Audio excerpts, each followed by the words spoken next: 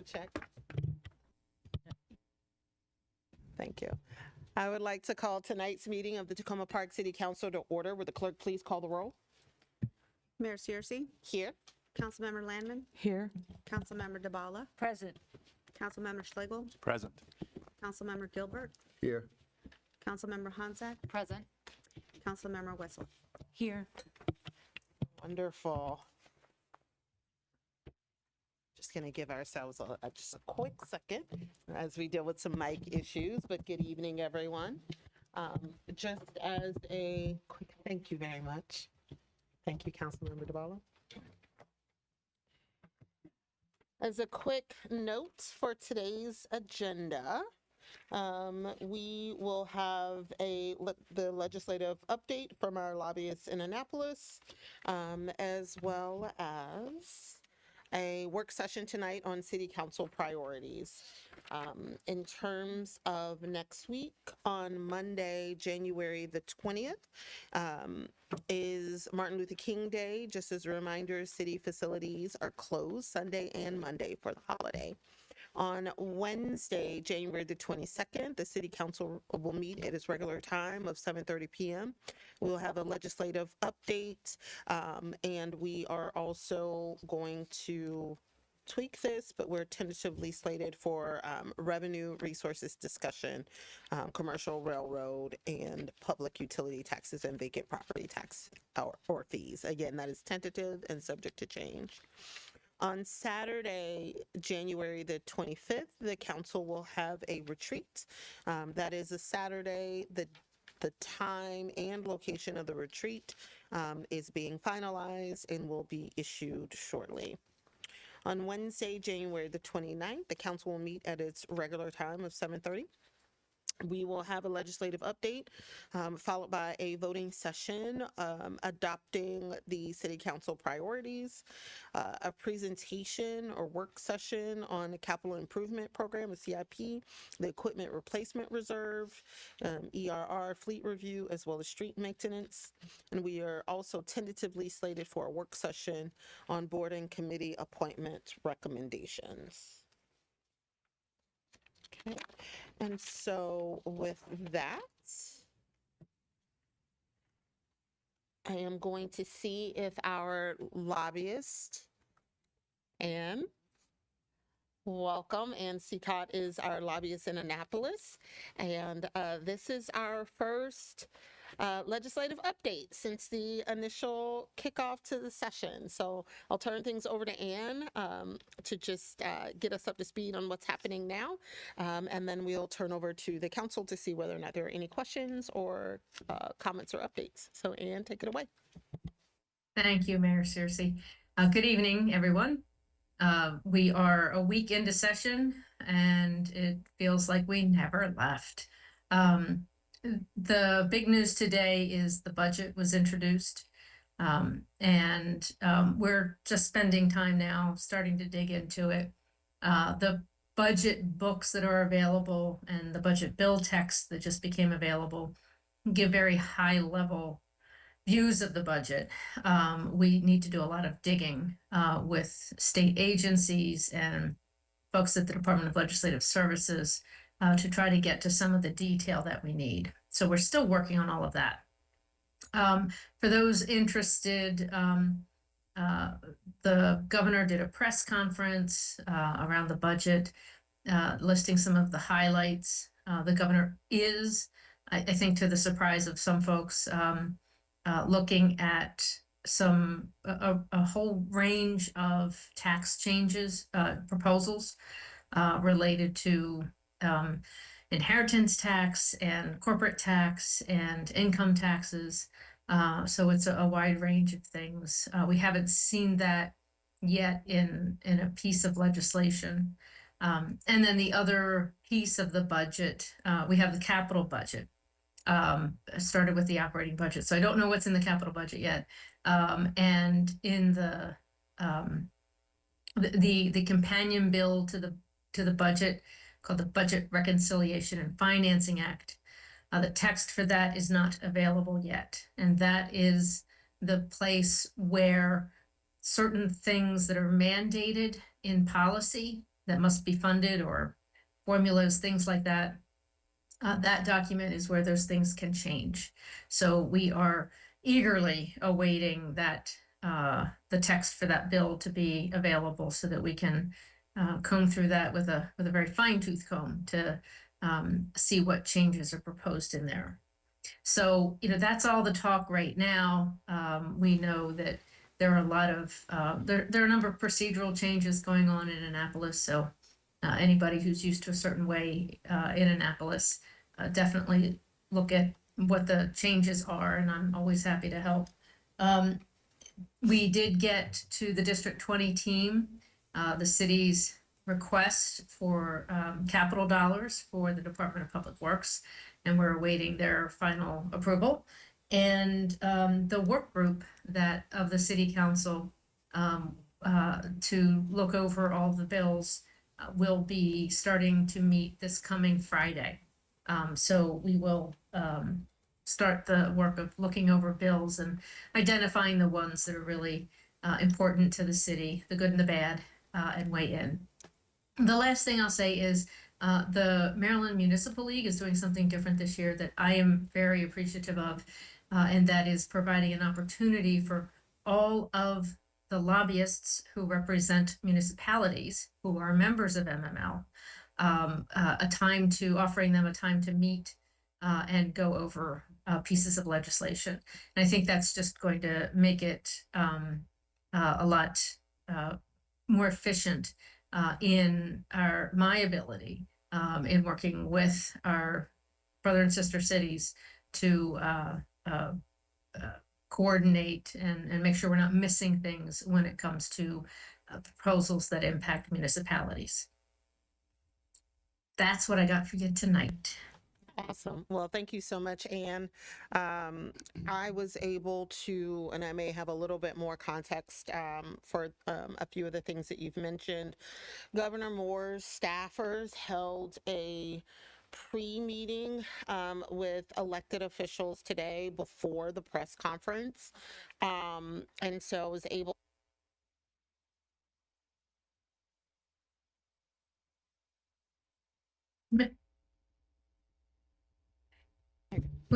Thank you very Lost. much. Sorry, my mic is on the fritz again. All right, we're switching it out. Thank you, Councilmember Honzak, this time. So a couple of things that was highlighted during that session. They did provide a little bit more information regarding the tax approach and the reform to the personal income tax. The idea is to I believe we will likely see increases in taxes for those that are the very high earners. And so I don't think that the goal is to have a regressive tax in any way. The elimination of the inheritance tax. And there's also discussion of ending state enterprise zones and whether or not there's been some evidence of their benefit is in question. And so I think that is something to look for, given that I believe the Tacoma Langley Crossroads is part of an enterprise zone. The highway user revenues was something that a person brought up during the question and answer stage. Again, we were assured that they will not touch the highway user revenues. So the hope is to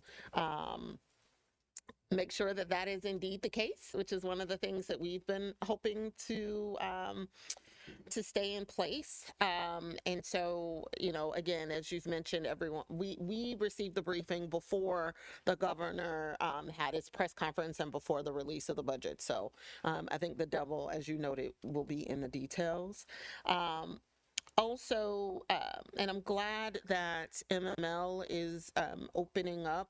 One of the things we have, the Montgomery County mayors had a meeting yesterday Teresa, who is the director of MML, was the speaker and did highlight the fact that there is an effort to really try to coordinate across MML on the legislative priorities for MML, but also to get the full priorities are.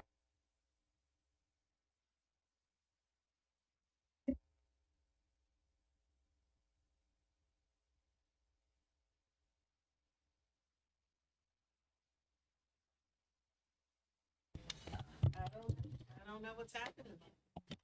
All right, so I'm switching. I'm gonna try Councilmember DeBalos. Maybe I'm just gonna leave this over near you. Maybe it's just mics don't like me today. Um, but yes. So I've heard that from MML. Also today had the COG executive board meeting today, and that was also something that was discussed. We discussed the legislative priorities for the COG, and I can share those with you.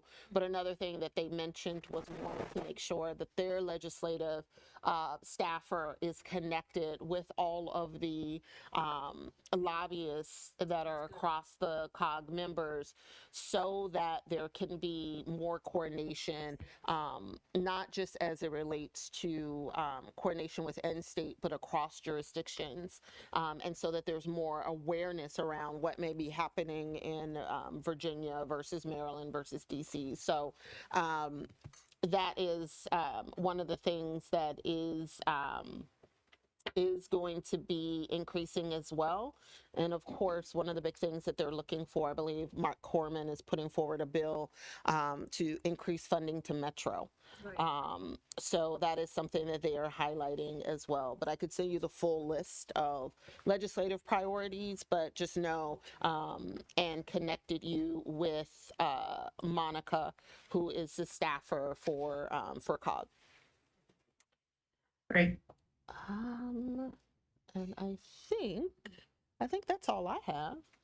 Any other questions? I do just want to thank Councilmember DeBala, Councilmember Wesolek, and Councilmember Landman for volunteering to participate on the working group.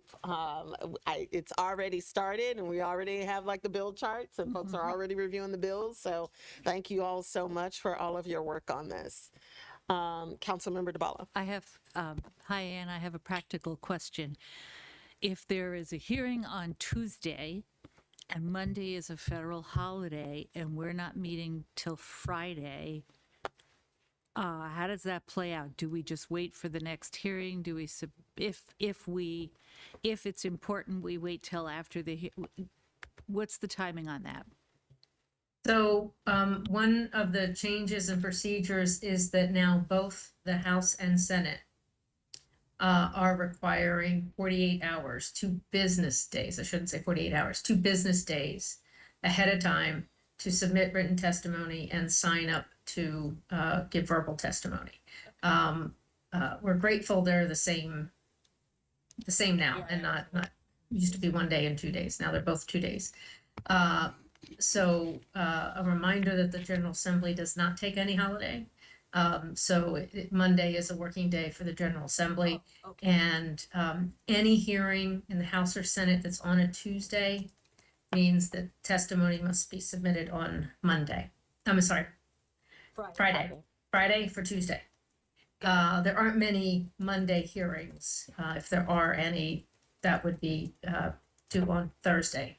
So, and I know that I've got an email from you, Councilmember DeBala, and I'm getting through my emails now and will respond with how we might be able to, if something is of importance, trying to get something in before 6 o'clock on Friday. Yeah, so if we're meeting on Friday morning, which we are, then we can settle that then. Thank you. Yes. Okay. All right. Okay, not seeing any other questions. Again, thank you so much. And oh, really quickly, and I don't know if you were able to talk to Delegate Charkoudian? All right. Can you email me about that? I will pass on that response. Thank you so much. Yes. All right. Seeing any more questions, thoughts? Okay, perfect. All right. Well, thank you all so much. And thank you, Ann. And we will move on in our agenda. Okay, next, public comments. Do we have any public comments this evening?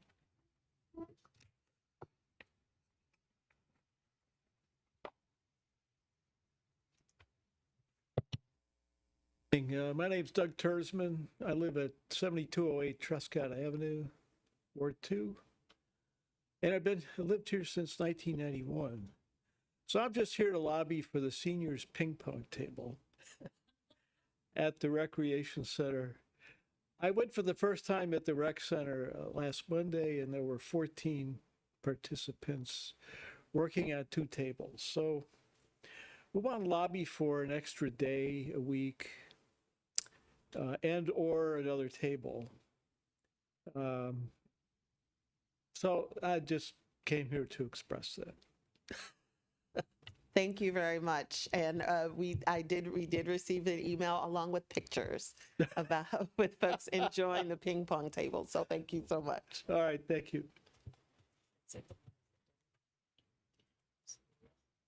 Do we have any other public comments this evening? Okay, perfect. Let's go to our virtual public comments this evening.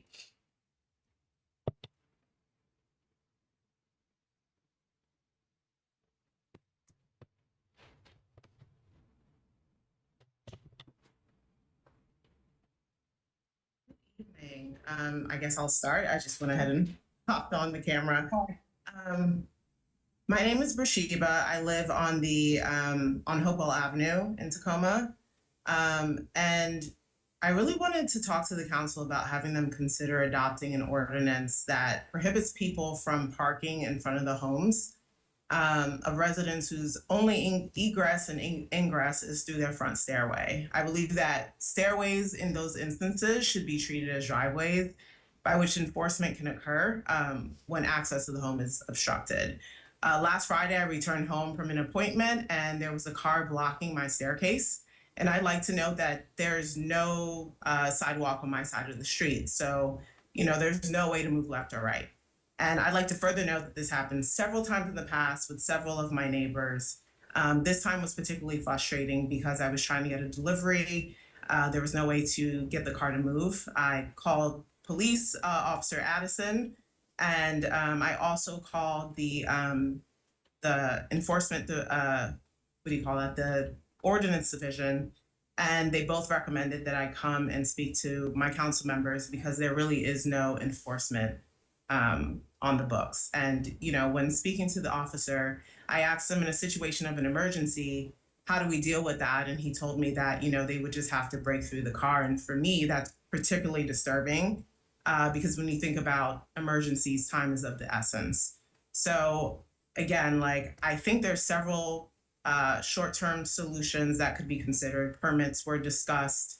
There's also the idea of calling Department of Public Works when I have to do a delivery, and all that is good and well. But I think from the long-term perspective of this, if there's actually a health concern or a safety concern, to be able to get through is concerning to me. And with the last few seconds left, I also wanted to share what exactly that looked like. So if you see here, when I came home, this was fully blocked. And then from the view from my house here, I couldn't even get down. I had to literally jump on my retainer wall to get around. I had groceries, I had salt because snow was supposed to be happening that Saturday, and I couldn't get through. So again, I would love if there was some type of ordinance or legislation that was adopted to consider the residents who specifically have the situation where this is the only entrance and exit to their home. Thank you. Great. Thank you very much for coming out, and thank you for the pictures. That is actually very helpful. And just really quickly, City Manager DeSpirito and Deputy City Manager Eubanks, can we take a note to make sure that we follow up with the Director of Public Works? I'm wondering whether or not, I'm sorry? I'm wondering whether or not there's some parking stripping or something that can be done to help prevent people from crossing those lines. Thank you. Do we have anyone else virtually to provide comments this evening?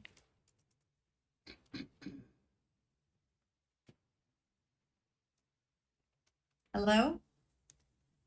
Yes, we hear you, but I You hear can't me? see you. How do I, oh my gosh. Well, you don't, Start video. Okay, great. Thank you. I appreciate this opportunity to talk with you. I second the comments of David. I'd like to go a little further. The popularity of table tennis for seniors in Tacoma Park is growing significantly. The health and social benefits are huge for the over 55 set. I am requesting for you to provide at least 2 more ping pong tables at the Tacoma Park Recreation Center, and if possible, more times for permitted play. Originally, the ping pong tables were in the community center. They were very decrepit. They were in the game room with the children. We were permitted to play every day until 1 o'clock, except when there was bad weather or heat and the kids used the room. For years, a core group of about 5 or 6 of us pushed for new tables. We finally got those. They weren't put up until the construction started at the library and we moved to the recreation center. On Monday, more than 15 people showed up to play, and on just 2 tables. And a few more that regularly come texted us that they just were unavailable because of other commitments. I just feel like this is a really growing need, and I would really like to push for these 2 tables and more times to play. Please help us do this. Our seniors really need this. Thank you so much. Thank you very much, Lynn. And again, thank you for your email and the pictures. So we will follow up. We will have our staff follow up with the response, but thank you so much. Okay, do we have any other public comments this evening? Okay, seeing none, do we have any council comments this evening? Okay. All right. Councilmember Landman? Wait a minute. No, hold on. I'm sorry. This is. My computer is a little off. Okay. Now I got it. Okay. I got it now. I can't see full names. I can only see first couple of letters. All right. Councilmember Gilbert. Thank you, Mayor. I'm hoping not stealing the city manager's thunder for his comments, but I thought it was important. I wanted to make sure it got repeated to the public. The police department is going to be doing an essentials drive for the Montgomery County Animal Shelter, and they're going to need some used towels and washcloths, blankets, and beds, and toys, and unopened food. So I just wanted to get that repeated. It's going to be going through February 7th.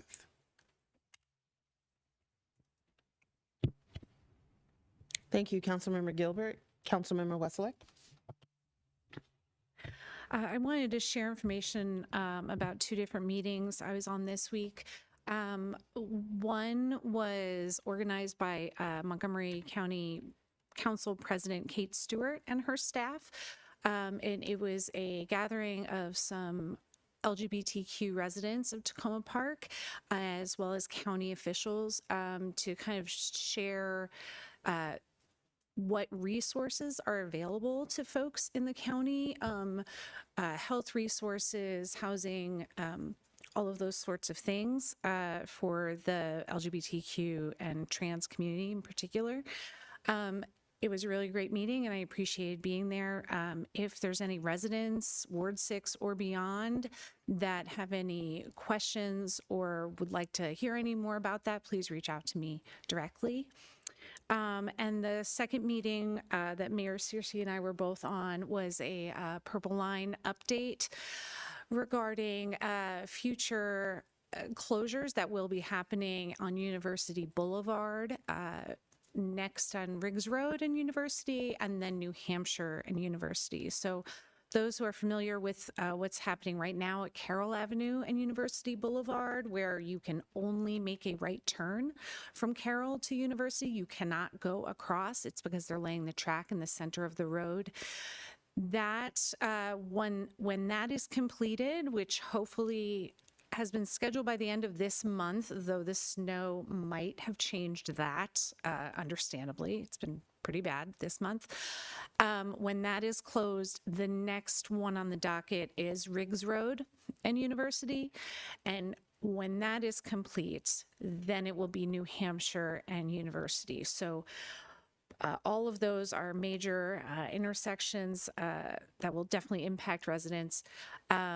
So in advance of those, detours will be posted. More information will be shared, but just letting folks know we are already in conversation to know what's going on so we can best prepare. Thanks. Thank you, Councilmember Westlake. Do you have any? Okay. Councilmember Schlegel. Thank you, Mayor Searcy. I just wanted to report on a couple of meetings and efforts that are underway in Ward 3.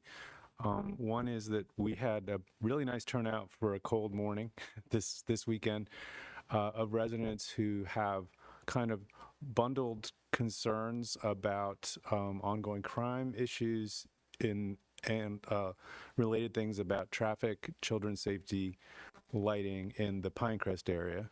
And what we decided to do was to walk before we run and just kind of literally walk around the neighborhood. And I appreciated the 8 or 10 people who came out.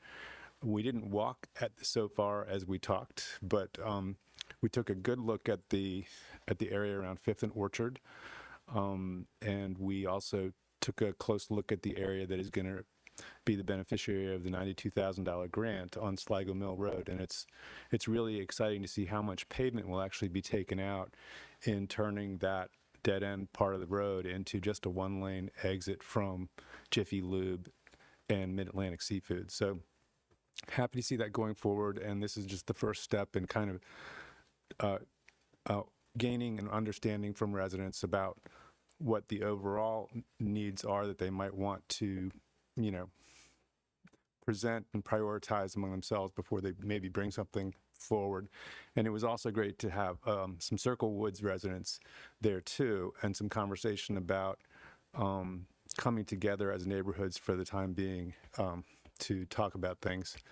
On the idea of coming together as well, I was happy to make a contact on the DC side who is with DDOT in DC, and we continue to have many residents in sort of the Waco area who are concerned about the intersection at Walnut and Eastern. And so I'll be interested to hear from colleagues what has been pursued in the past and from the city manager in terms of improving safety at that intersection. And it's certainly is a tricky situation because it's controlled by DC. Like Lincoln Avenue and Carroll, it generates really dangerous traffic situations for cars and pedestrians. And then it also serves as a cut-through route. And so there's a whole bunch of trade-offs there. But I am working on that, and I just wanted residents to know that. Thank you. Thank you, Councilmember Schlegel. Councilmember Landon. Hi, good evening. I just want to speak about one, I think, success story that I see coming down the road in Ward 1 that I want to give a shout out to my predecessor. I think she was involved in launching this, but there have been a lot of concerns in Ward 1 about traffic stopping to drop off students at the Montgomery College campus in ways that make the intersection, the three-way stop intersection at Fenton, New York Avenue, and Chicago Avenue, a safety risk. And I spoke with a college dean today about a plan that the college has devised to address that problem. I think it sounds like a very good plan. They're going to move the drop-off that nobody uses in front of the garage, which is a long, long walk from the campus, to an actual planned drop-off at a 3-vehicle lay-by that's present further down on Chicago Avenue, or excuse me, on New York Avenue, that is not very close to the intersection. That should give students a really safer and much more convenient place in order to get out of their vehicles. And they are also going to institute having a sheriff present for some time during the morning drop-off hours, at least for the first few months, to try and clearly signal their intention of enforcing those new rules. So thank you very much to the efforts of our own Department of Public Works and the Police Department. To the degree this is on, thanks to you, I want to thank you and also thank the college for being proactive and working with the city on, I hope, solving this problem. So look for that change to come within the next few weeks. They're waiting for some new signage, and when that comes, then hopefully we'll see that change, and that will make for a safer intersection and an important part of our community. And I'm also very pleased that the college's very proactive interest in working with us on this. Great. And former council member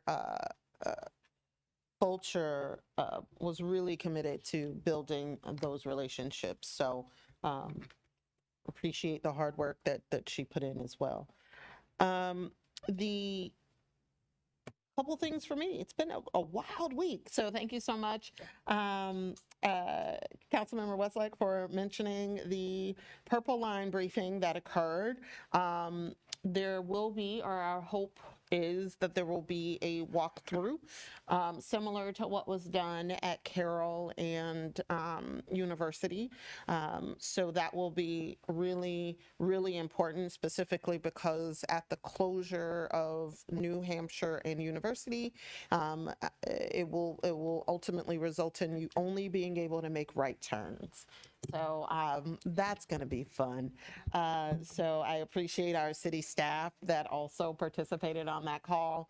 And so again, the importance will be working collaboratively with Purple Line as well as other jurisdictions that will be impacted as well. Also had an opportunity to, on Monday, participate in the virtual briefing from WSSC regarding water use in the water main breaks.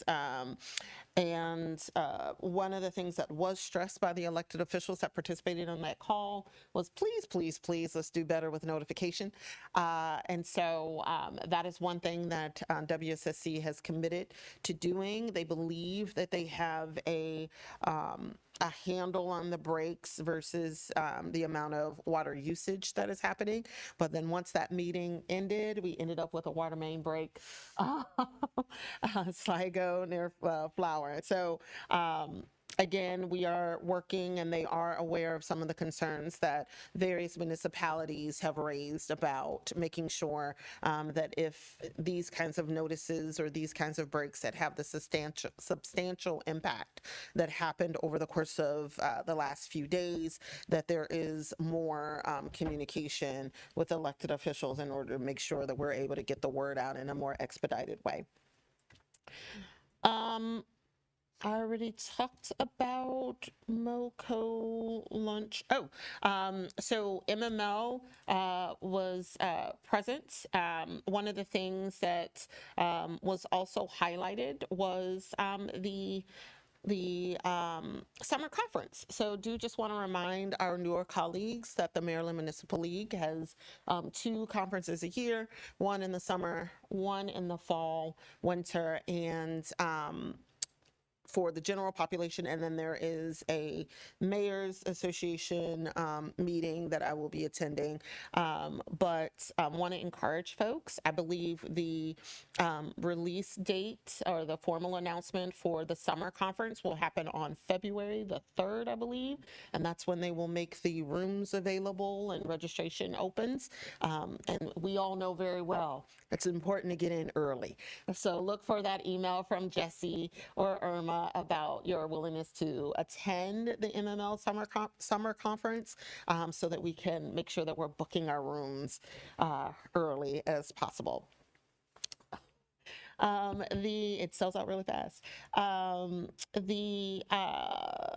things, just as a reminder for my colleagues, tomorrow at 7 is the MML Montgomery County chapter meeting.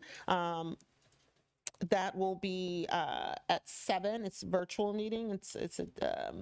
And it will be, and I'll make sure, I'm checking now, actually, I'll make sure that everyone gets that meeting invite. It will be with Police Chief Mark Yamada. I am also attending, started today and will continue through tomorrow, the Mayor's Innovation Project Conference, which is an opportunity to hear from other municipal leaders on different projects and things that they're doing within their respective cities. And on Friday morning, I will be attending the Mayor Alliance annual meeting to end childhood hunger. And then we will start the Martin Luther King festivities. One thing I do just want to say is happy birthday, MLK. Today is Martin Luther King's official birthday, January the 15th, 1929. And I am always in awe of the amount of progress that we've made, but I am also disappointed about the amount of progress that we have yet to achieve. So as we all work collectively to ensure equity within our communities, it's always important to keep in mind that MLK legacy still lives in each and every one of us that are working towards achieving the true meaning of racial justice and equity in our communities. So there is a lot. I'm not going to go through all of the MLK events, but I am going to highlight the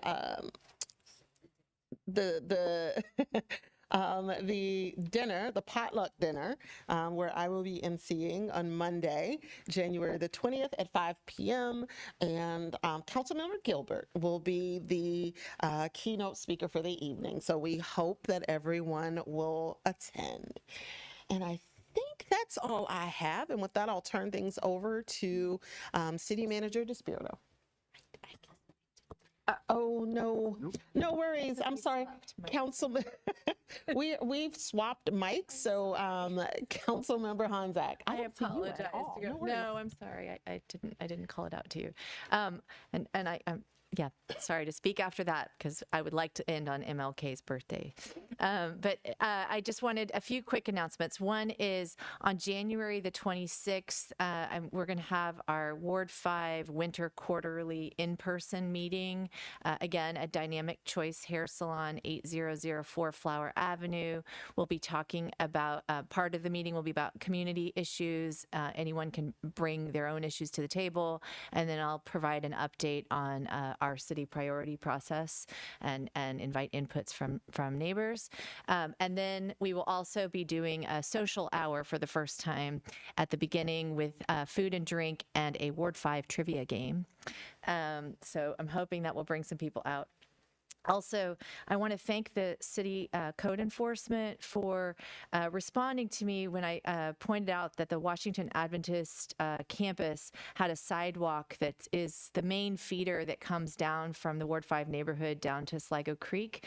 It has not. It's actually, I looked at it, I believe it was earlier today, if my sense of time is right, and it still didn't look like it had been cleared, however. So I know they did respond, but I wanted to flag that for the city manager to see if there's something else we can do and let us know if, as a council, there's anything we need to do to help put a little bit of oomph behind that. It really is, it's steep. I watched a couple of ladies with strollers trying to make their way up that and had to go into the street. So it would be really nice to get that sorted. And then on, what was the other thing? January 23rd. Hold on, let me look at my notes here.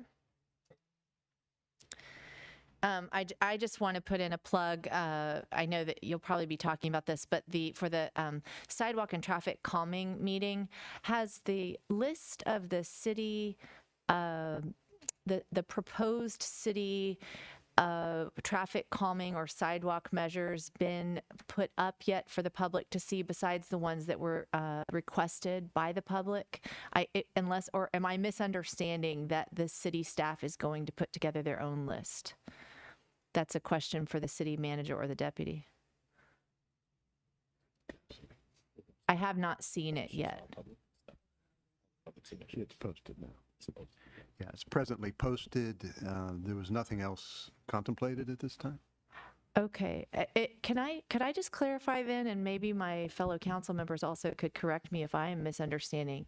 It was my understanding that the city staff was going to take a look at, for example, some of the maps of the city, and in light of some of the requests, and look at where we have less coverage of traffic calming, or where we have some traffic challenges, where we might need some sidewalks, and at least put some of those forward, particularly given that we're going to have a discussion, a community discussion about the different things that are being contemplated and weighing one against the other. If I have misunderstood that intention, I would be grateful, but that was my understanding as a newer council member as we went into this process where we were trying to see greater equity in the process. I welcome comments from the management as well as from my fellow incumbent council members. Thank you. Thank you for the question, council member. You are correct. The admin regulations allow for that. We have not had an opportunity to do that yet. The focus from city staff in recent history has been on Glenside and Wildwood. And we are in the process of developing a RFP for traffic study in that area. So in future iterations, you will see more input from city staff. Thank you very much. Can I make a follow-up then as well? And I'll just go ahead and make this public. There was also, maybe it was, again, my misunderstanding. I think I've been giving out a little bit misinformation, or maybe it's still under discussion. I had understood that in relationship partially to the high attention that the council's been given for good reason on Wildwood and Glenside, as well as just in general in Ward 6 traffic calming issues, that that the city had contemplated at least about a year ago hiring what I understood was a traffic engineer, and I did send this forward by email, but I was a little confused by the answer, so I'm going to go ahead and open that conversation here because I may have misunderstood.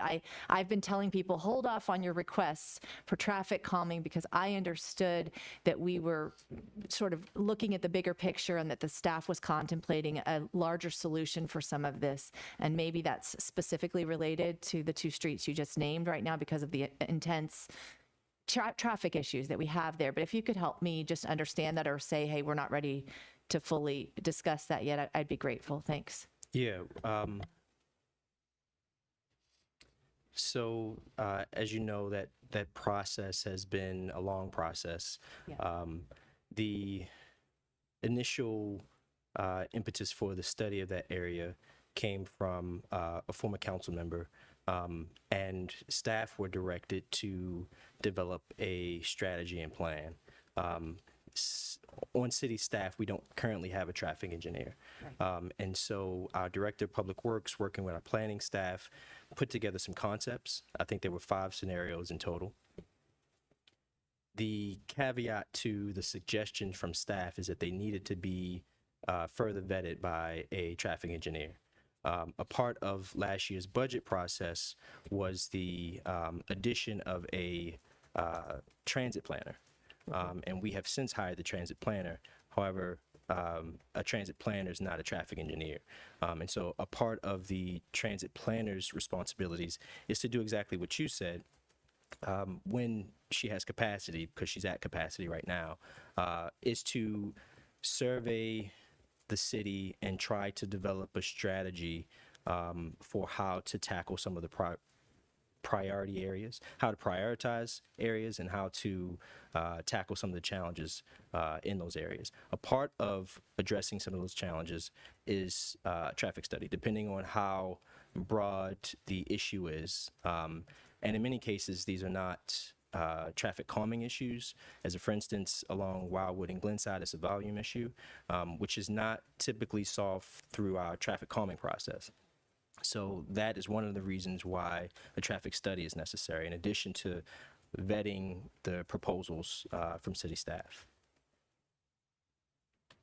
Thank you. That really helps me a lot because I was trying to understand if our transit planner did have that in her purview. So if I understand you correctly, you're saying that at least with what I was bringing to the table initially here, that the transit planner might in the near future have the capacity and or be given the latitude to put forward some proposals. Is that what I'm hearing? Yes, that will be a part of the future process. Yeah, fantastic. Sure. Thank you so much. Yeah. But that won't happen before the budget.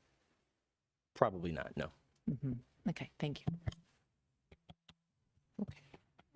Point of information, Madam Mayor. May I ask one additional follow-up Sure, question Councilwoman about that Layton. list?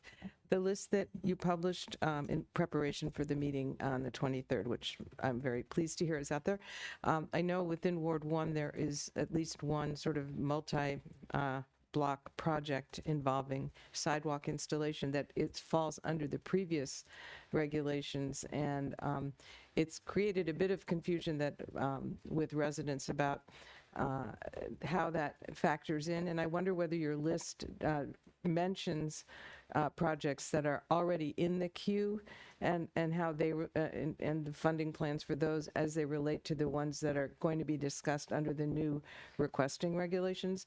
Just to clear up confusion on the part of residents, whether they should be at that meeting or what they can anticipate in terms of prioritization between those pending projects under the old rules and new ones being considered. If you can clarify at all, that would I'll help. do my best.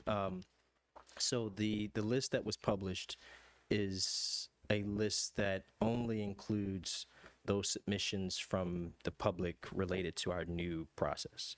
So if there's an existing project that has been approved via the old admin regulations, it is not a part of the list. It doesn't mean that it's not a part of the conversation.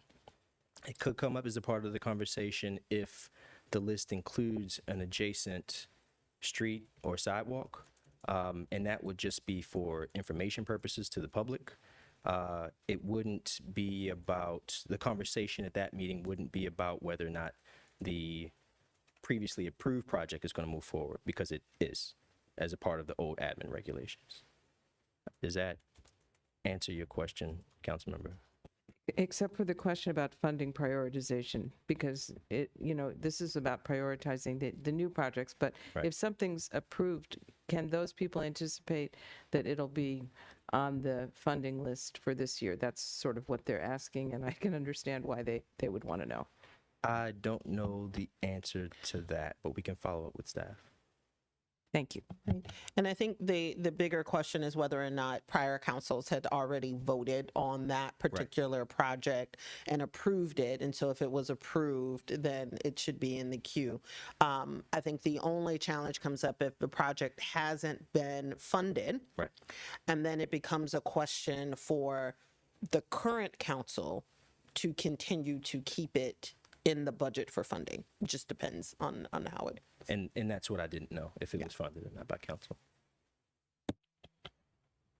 Okay. All right. Councilmember Schlegel.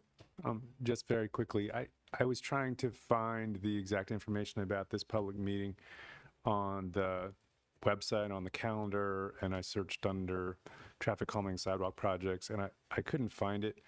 And I haven't looked for this list yet, but I just wanted to flag that in case it's difficult for residents to find that information. Thank you. There was a blog post, and I believe it's been shared in the last Insider, but we will ensure that we include the web address in council comments. That'll be published I found it on tomorrow. a Google search by just typing traffic calming, and I found it several days ago. Yeah. Yeah. It wasn't it, maybe you were looking for something with more meat in it. There was a, yeah, I don't know. I can show it to you. Okay. All right. With that, I'm going to turn things over to the city manager for city manager comments. Thank you, Madam Mayor. Members of council. From the Housing and Community Development Department, thank you to everyone who submitted proposals for the city's sidewalk and traffic calming funding for the next fiscal year. We will be holding a public meeting January 23rd at 6:30 p.m. in the Community Center Auditorium to hear your comments on the proposed projects. Spanish and Amharic translation will be available, and we will look forward to hearing from you. A reminder regarding property assessments. You have 45 days from the date of your new assessment notice to appeal to the State Department of Assessments and Taxation. The city will be publishing a map later this month that will show how your property assessment has changed compared to other properties in the city. Baroque Chamber Orchestra Relic explores the beginning of time in 5 evocative chapters in a free concert at the Tacoma Park Community Center Friday, January 24th at 7:30 p.m. The chapters include the emergence of the elements, separation of earth and the heavens, formation of storms and seas, creation of birds and beasts, and finally the birth of humankind. Inspired by ancient creation stories from across the world, this dramatic program features music by multiple composers. No tickets or reservations are required for this free Tacoma Parks Arts event, and seating is first come, first served. From the library, a Cat's Life Rescue organization is coming with adoptable kittens to the library on January 26th, which is a Sunday, from 12 p.m. to 3 p.m. Join us for a post-holiday pick-me-up. Police Department. Our Tip 411 app is now available for download in the Apple Store. You can now easily and anonymously submit tips to help keep our community safe.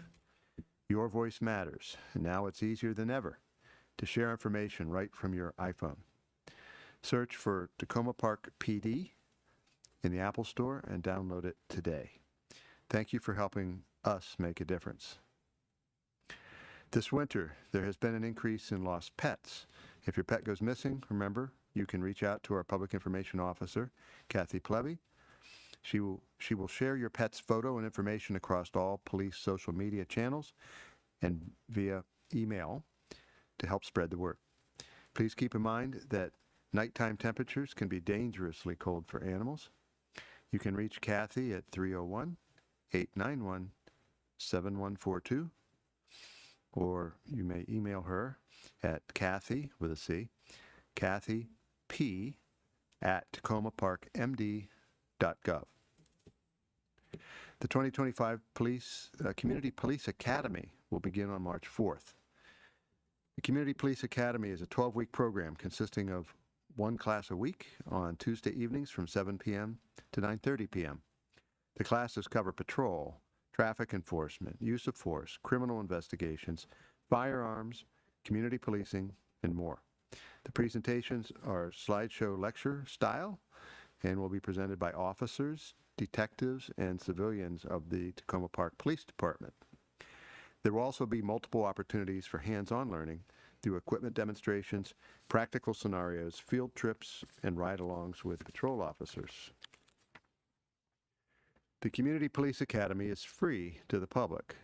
Seats are limited to the first 25 students and will be filled on a first-come, first-served basis. The Tacoma Park Police Department encourages all applicants to be able to commit to the full 12 weeks to get the most out of this program. If you're interested in learning about the Tacoma Park Police Department and local government, and you are age 16 or older, and live or work in Tacoma Park, you may apply. The applicants will be accessing sensitive areas of the police department during the class. Thus, applicants will be required to fill out a background check waiver to attend the class. The applicants may not have any serious misdemeanor or felony offenses.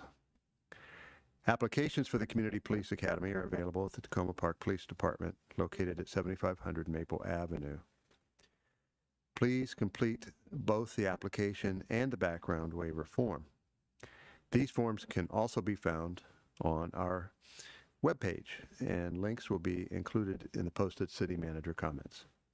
The deadline to submit a completed application and background waiver form is Friday, February 14th. And finally, from the city manager's office, our staff shout out this week is from the Housing and Community Development Department. Jessica Troop has done a tremendous job in rolling out the city's new rental licensing platform. Through developing new guides for our property owners, responding to numerous emails and phone calls, and spending in-person time with property owners, Jessica has made the transition from the outdated system to our new one very much a success. Thank you very much, Jessica. This concludes my report this evening. Thank you. Great, thank you very much. Okay, and so with that, we're gonna move.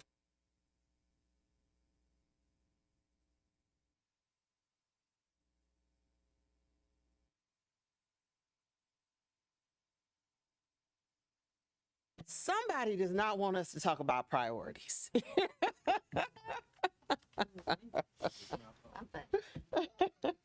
Okay. All right. Am I gonna get a singing mic?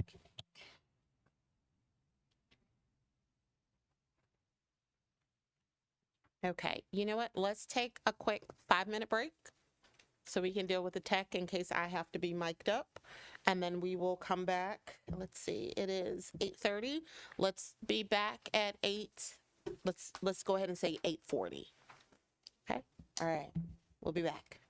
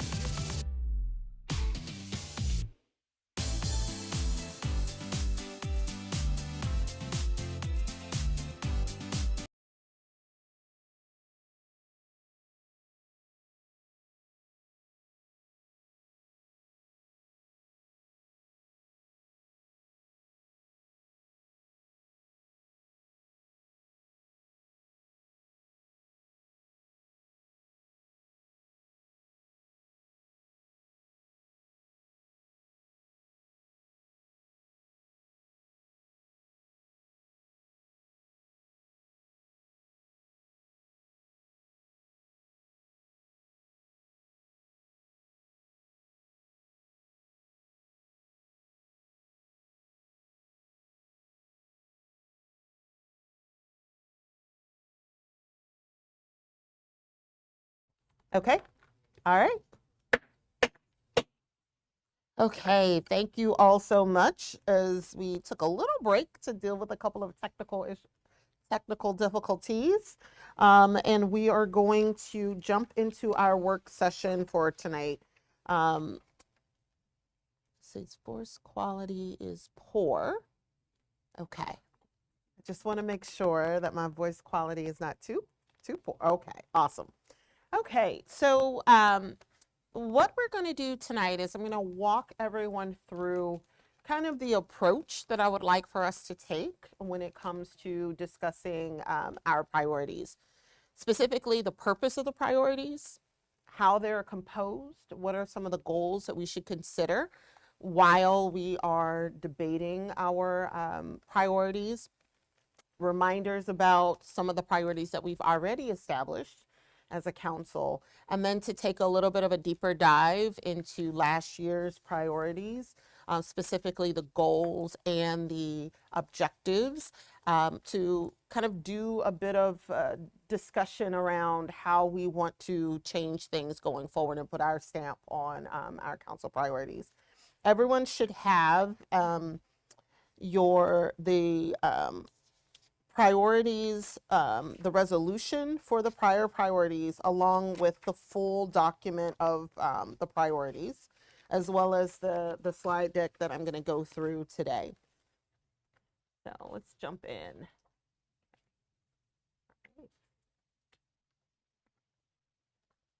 All right. So the council priorities, what are they? Why do we do them?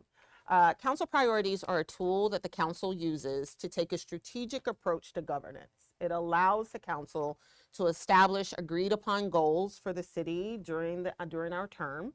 It sends a clear signal to staff about the activities, the projects, and policy areas that the council wants to prioritize. And it enables council members to communicate to residents the council's vision. So the goal really is to get us to a point where we have at least these agreed upon goals and objectives as a council that really kind of sets the direction for the staff, but also more importantly for our community. Okay, so I know that you all have looked at the council priorities. You're like, what? There's a lot here, right? So what should we consider when developing our priorities? So the first thing is the goals. What are we trying to achieve? So when you look at the priorities from last year, you'll see a top line statement. So for example, advancing a community of belonging. That is the goal statement for that priority. It's really just trying to upfront state what it is that we're trying to achieve. The objectives are basically the steps that we need to take to achieve the goal. So what you will see is that for each goal, there are objectives. So for advancing a community of belonging, the objective was to build on lessons learned during COVID-19 pandemic to increase residents and small businesses' resilience to the impact of emergency situations so that they can recover and thrive in the future. Another objective was to further the city's race equity work.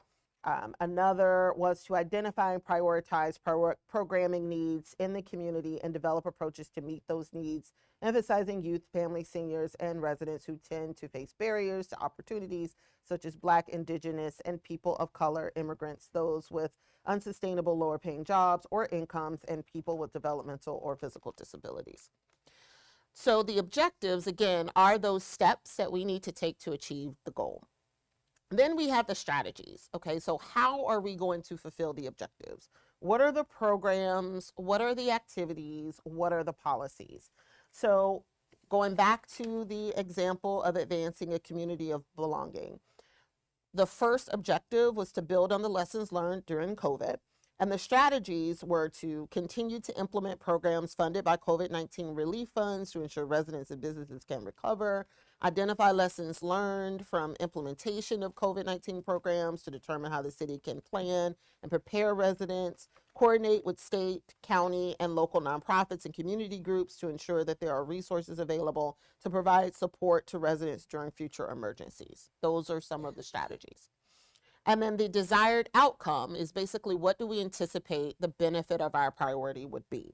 So it was each objective had strategies and a desired goal. So in the first case with COVID, residents and businesses have access to services and programs they need to recover quickly to emergency situations.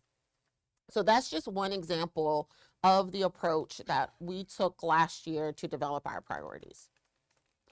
Okay, so there were benefits and there were some challenges with the prior council priorities, right?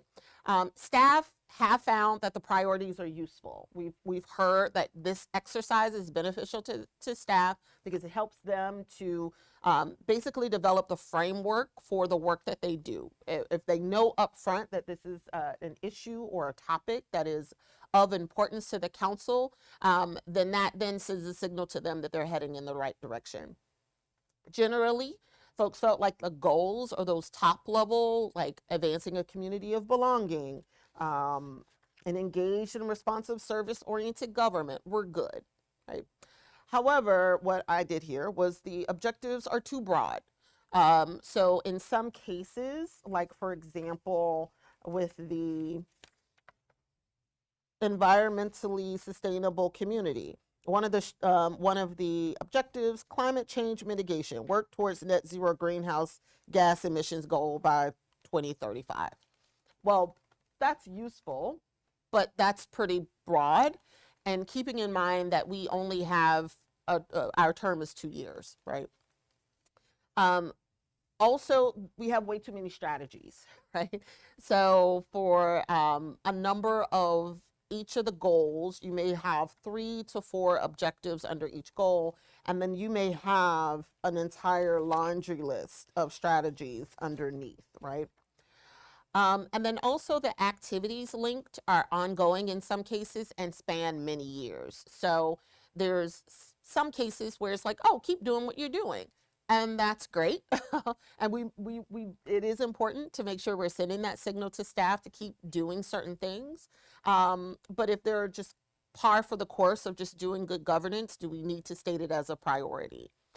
And also it's difficult to know whether a goal or desired outcome is achieved within the council's term, because sometimes the outcomes themselves are pretty broad and the activities that are within them are also span multiple years. So you don't really know for sure if you've achieved the outcomes that you've specified. Okay. So I'm going to actually pause really quickly just to see if there are any questions just about the priorities, the purpose, how things were structured previously, as well as what are some of the, pros and cons of what we have on the books now. Okay, awesome. Okay, so just as a reminder, we did an exercise in December where council members were able to identify some of the priorities that they have. And just as a reminder, aspects of the council priorities were used as the foundation for some of this. So things like sustainability and climate resilience, community safety, housing, and the like. And as part of those priorities, we noted, of course, that housing continues to be a priority. Improving community safety, traffic calming, and bike and pedestrian safety. And then in terms of aspects of community infrastructure, it was emphasized that the rec center, including, was something that we wanted staff to prioritize as part of the budget, including identifying potential funding sources and partners. So I bring that up just so that we have that also at the forefront of our minds, because one of the things we want to be is consistent in terms of our budget priorities that had already been identified and our priorities, our council priorities in the direction that we're providing to staff. Okay, so now what we're going to do is go through each of the goals and the objectives for those goals. We're not going to go through the strategies. And then we're going to have a little bit of a discussion about each. My hope is that the discussion that we have will help to get us to a point where we can develop a bit of an outline for what we want our priorities to be, and could serve as that foundation for actually putting together draft priorities for the council. So the first is advancing a community of belonging. The first objective was to build on lessons learned during the COVID-19 pandemic to increase residents and small businesses' resilience to the impact of emergency situations so that they can recover and thrive in the future. The second is further the city's racial equity work. The third, and this is a doozy, identify and prioritize programming needs in the community and develop approaches to meet those needs, emphasizing youth, families, seniors, and residents who tend to face barriers to opportunities such as Black, Indigenous, and people of color, immigrants, those with unsustainable, lower paying jobs or income, and people with developmental or physical disabilities. And then the last is defend our status as a sanctuary city and maintain our commitment to being a welcoming, inclusive community where all residents experience a sense of belonging. Okay, so let's talk about it. So the first question is this goal, and again, the goal is advancing a community of belonging, is this goal still relevant?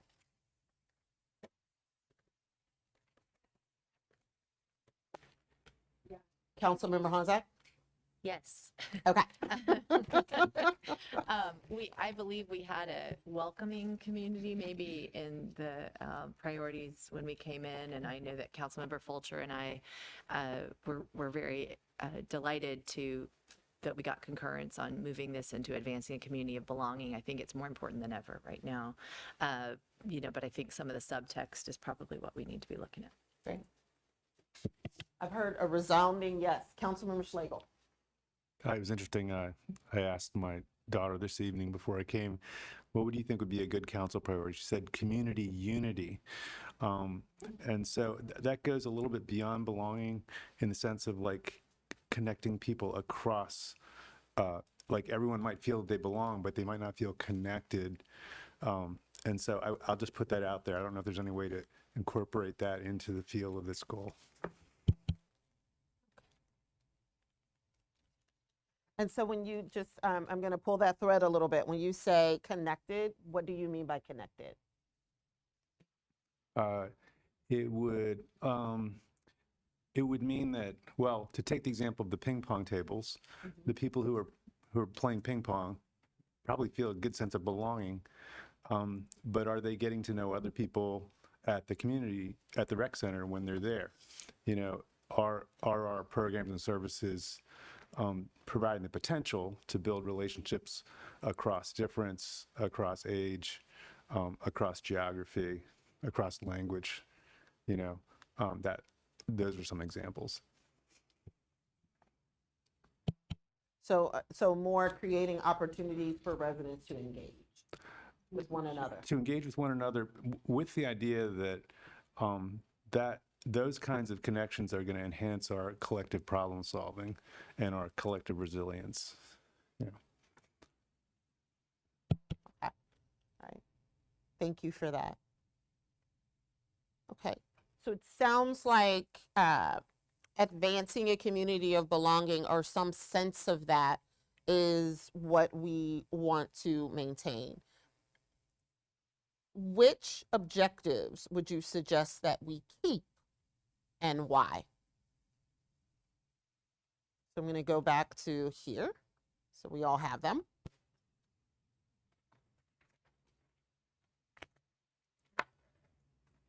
Councilmember Westland. I definitely think we should keep the second and fourth, further the city's racial equity work, as well as defend our status as a sanctuary city.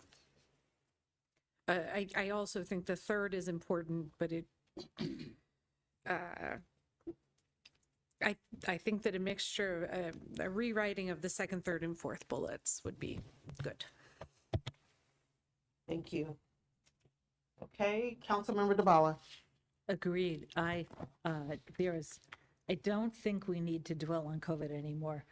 And the notion of resilience is in another bullet, is under another goal also. We don't need it twice.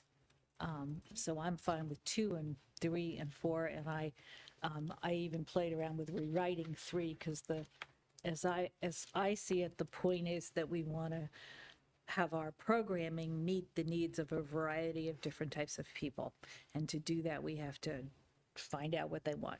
So there's got to be an easier way to say it than this here. And I thought that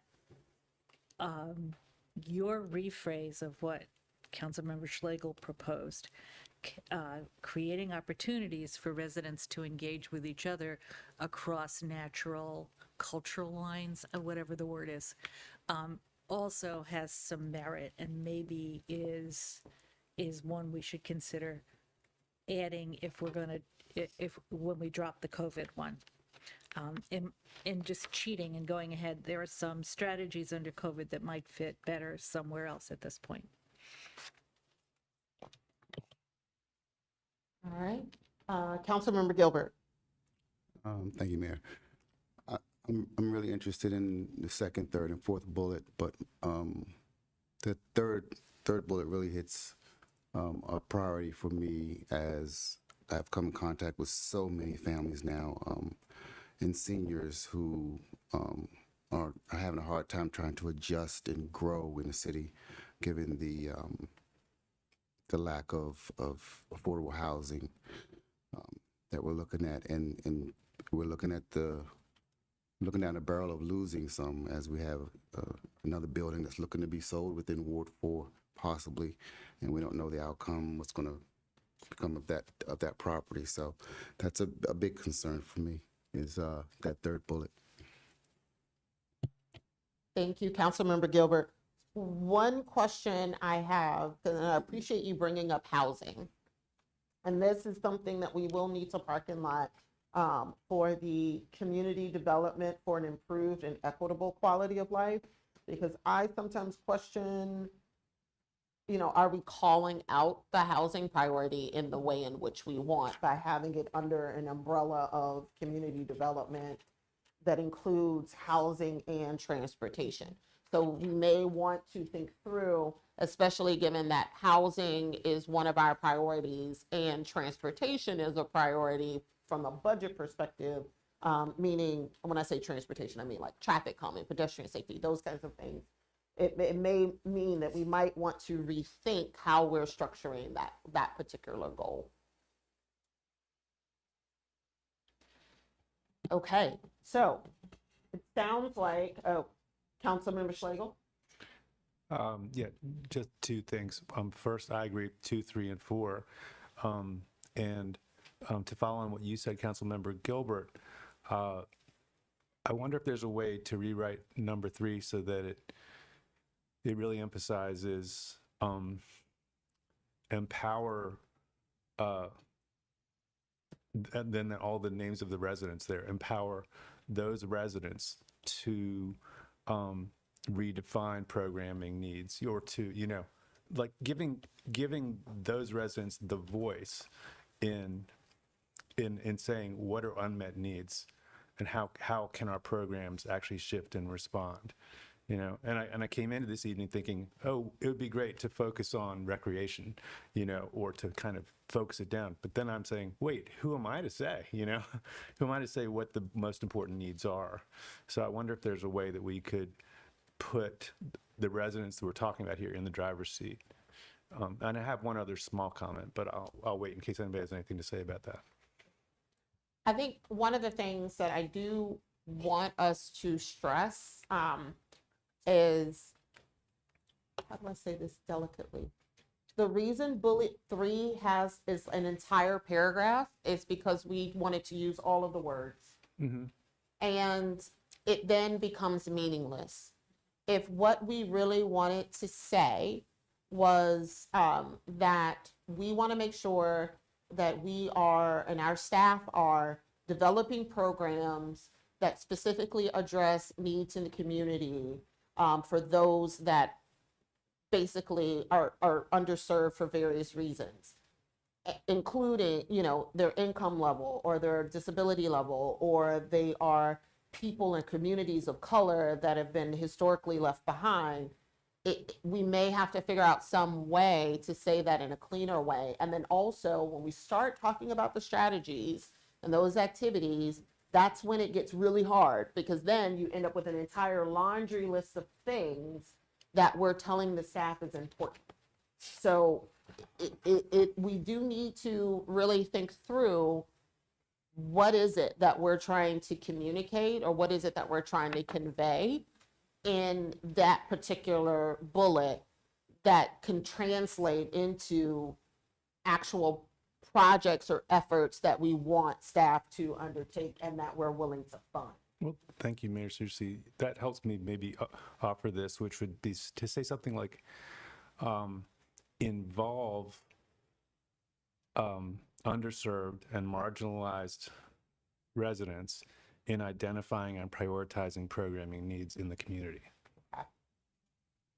And that is, yes, okay. Thank you for that. And I think that we also may want to, when we're talking about engaging the, I think it was it under, there is engaged. Yes, it's under the engaged, responsive, and service-oriented government. Yeah, advanced city communications with residents, but that's not exactly what you're saying. It's more right? like empowerment. Yeah. Yeah, like really making sure that we don't end up with council or staff deciding on behalf of residents what the most important needs are. But I think that that's Yeah. important to keep in mind, because there's a couple of places where we mention the community engagement. And so the question becomes, is the advancing a community of belonging the place, or is it part of some of the other goals and objectives that we've yet to discuss? Councilmember Landman? I think that you hit on something earlier, Madam Mayor, that I wanted to revisit because I thought it was very important. Is that housing is not a lead item in any of these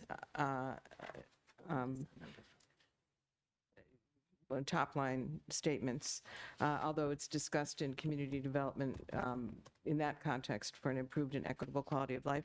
And yet, when we met in December and talked, it was one of the top issues that emerged. So it makes me wonder whether, given the evolution since these top line items were first designed, whether we need to revisit the top line items so that housing is a top line item as expressed in the city's priorities more than it is now. Even if it's only in rewording some of these, I think it would be consistent with what we agreed upon in earlier on. And with that in mind, when we list the programming needs, I do think the direction that you and Councilmember Schlegel have been suggesting that we move some of the language makes sense, and that another group that should be specifically mentioned is tenants, because we have really talked a lot about the challenges for renters, and that was part of our discussion in December as well, the affordability of housing and also the availability of rental properties that are affordable, and our focus on rent stabilization and so on. So I'd like to just flag that. And then I do think that if we can have, in the context of a community of belonging, I think that this issue of emphasizing empowerment of people, to involve them in defining their needs and designing the solutions that are appropriate, not just defining the needs, but also designing the solutions, is an excellent way of building a sense of belonging in a community. We don't need to tell people what they need. We need to listen to them, not only about what they need, but also about how they would like to approach the challenges that they face. So I'd like to suggest that we revise the language in the context of belonging to include both empowering to state your problem and also design your solution. And if I could say one more thing, the phrase "further the city's racial equity work" to me is so nebulous, and it was problematic earlier on when a previous council decided to do away with the analytical piece of that and just have sort of a racial equity statement that accompanies city actions. And I think that we should be incorporating this concept into everything we do. That's a county policy that they implement on a issue-by-issue basis. And so I feel that this phrasing is too, I mean, I'd like the response maybe from the city manager as to what they feel this tells them, but to me, this is too, it's just almost, it doesn't provide any guidance of what we want. So that's my final comment. Thank you. And I think that this, and thank you, Councilmember Landman, for bringing that up. And I think this is where kind of in going back to what some of the challenges were, is that the objectives are too broad, right? And then we have all of these strategies. So you're absolutely right. The further the city's racial equity work is very broad.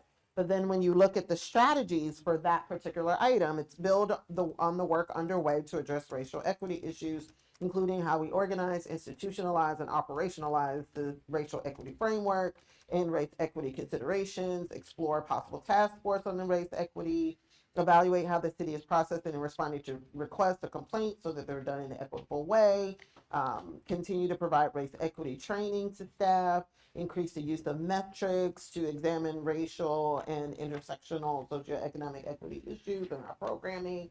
So that gets really specific, right? But the objective is quite broad. And you could argue that those strategies are so specific that if we don't, as a council, say, hey, we got to pay somebody. You know, maybe we model the county. The county has a race equity person. That's their job. How are we encouraging staff or providing resources in our budget for the necessary gear training, allowing them to participate or encouraging them to participate in different efforts that are underway with NLC. So I think that those are some of the things that we would need to talk about as a council when we get to the point where we kind of play around with these words. There are a lot of words here, but if we don't back it up with action in terms of how we're spending, what we're funding and what we're allowing, or what we're providing, staff in terms of resources, then these are just words on a page.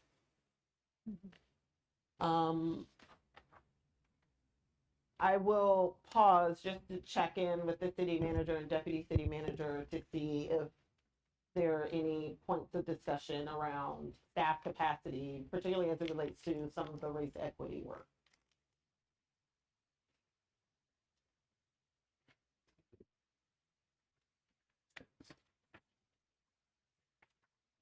Yes. So the first and initial question had been with respect to the wording and advancing a community of belonging, the second bullet, further the city's racial equity work, and whether that was, I would agree that that's very general, but I understand, Madam Mayor, your point that it is further explained when you get into objectives and so forth. This is something that we're continuing to look at. I mean, a lot of what is considered equity is things that, and long before I was here, we've attempted as an organization to build in, whether it's recruitment or personnel practices internally, or how we relate to our customers, the public. We try to embody the principles that are involved here on a daily basis. I would say as it becomes more of a conversation around the specifics, and I think, that's where, again, staff could perhaps benefit from some more conversation. I wasn't with the city when these were developed. So I don't have a memory of what the conversation was in defining either the principles or the objectives. I understand I have an understanding of what they mean, but there may have been nuances or elements to that that I don't know because I wasn't here. So I think it's good that you're talking about this at this level, and then when we discuss drilling down more in terms of actual action steps and objectives, that also will be helpful to me, and I'll be in a better position then to gauge capacity, which was your question. Yeah, I think that would be helpful because I think one of the things for me that is really important is it doesn't make sense for us to say furthering the city's racial equity work or our framework if we don't have the capacity within the city to do that. And so if that is what we need to build as a council, then I would like for, if this moves forward in terms of the council priority, to empower staff to come back and say, hey, we would need, you know, a half of an FTE, or we would need a consultant to help us with finalizing our race equity work and finalizing our framework and identifying a work plan for staff for the year. Because otherwise, again, it's just words on a page that we're not, as a council, providing the necessary resources for you all to ultimately come back to us with results. So I feel like that's something, particularly with the race equity work, has been something that has been a bit of a struggle because it's always been part of someone else's job. And staff has been great. All of our staff have participated in gear training and things like that, and we're some of the early adopters. But I do think that now may be a good time for staff to be able to come to us and say, hey, if this is something you all really want to move, these are some of the things that we would need in order to do that. Okay, so thank you all so much. I want to just kind of go back because I don't want us to be here all night just talking about this one. So we talked about already what objectives that the goal is still relevant. We said, hey, get rid of COVID. We said, let's keep race equity, let's keep Sanctuary City, and we're gonna do some finessing of the identify and prioritize programming needs. We've already started to talk a little bit about what's missing, right? So we're hearing some things around engagement with one another. We're hearing some things around where do tenants go and how does engagement with tenants fit in.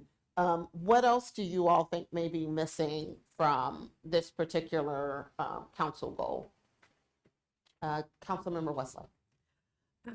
I wonder if we should add something about our advocacy on, say, the statewide level, that is something that our council already has as a priority, that we're clearly interested in what's happening at the state legislative level. So I wonder if it would make sense to put that here, that we would continue to be a leader on some of those fronts.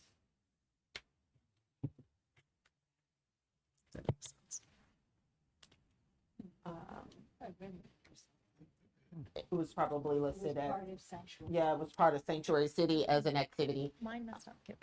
Councilmember Honzak, Am I appearing on your screen? you are now. Oh, You okay, weren't 'cause I before. was on before. You were not. Okay, sorry. Yeah, so I'm gonna put it like this too, so you can see.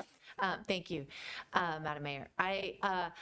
On this one, I think that the other thing that we need to be bearing in mind, and I don't know whether it merits its own bullet or whether it could be something that is subsumed under one of these other three, is about the potential for extreme gentrification around the Purple Line stops, and particularly if we see immigrants being deported, as well as, you know, all the economic realities surrounding those Purple Line stops and what's happening. So I just think it's something we've got to keep very front and center and be on top of it, proactive and reactive as things adapt and change.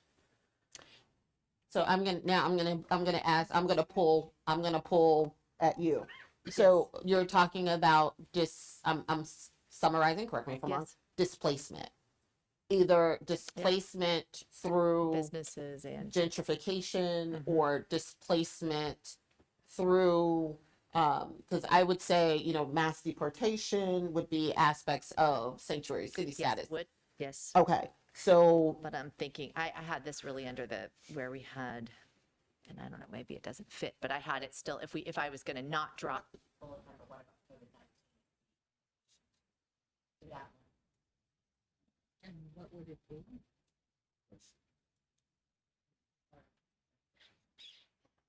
your mic is out. Oh, gosh. Okay, can you hear me now? We can hear you. Could you repeat, Okay. could you repeat what you said from, if I was not going to drop bullet number or something? Number one, I'm looking at my notes here, and see if it really. I mean, I'm not sure if it matters. I'd be happy to put it anywhere. I mean, it could be. I'm thinking primarily here about businesses and other development around the Purple Line stations. Honestly, that's really what I'm talking about here. I just think the time is of the essence right now because we're getting closer to the time that the Purple Line's opening and people are starting to actively look at those sites and things are happening. And I'm worried about the displacement of some of our small businesses. And so I think I'm flagging that here Okay. with the, It may belong somewhere else. it Yes. may belong It may somewhere. and I agree. It may belong somewhere else.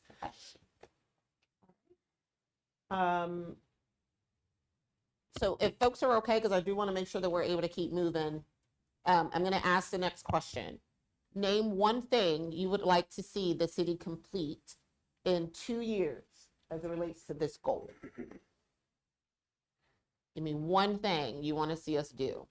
And this is where it gets hard, right? Because it's real easy to talk fluffy, flowery language. What actually do you want to see the city do? Councilmember Schlegel? I'm with you, Councilmember Gilbert. I think in the idea that there's no way you're belonging to this community if you can no longer afford to live here. So under this bullet point, I'd like to see the city achieve X number of new affordable units for that house burden people can afford. I want to keep it loose, but if you wanted to make it more defined, I would say that even within 2 years, knowing how long it takes to get new buildings off the ground, could we set a goal of X new affordable dwelling units and create some kind of revolving fund, for people to make those changes? That's kind of a win-win. Someone stays in their house and it also creates a new dwelling unit. Thank you, Councilmember Schlegel. Councilmember DeBala?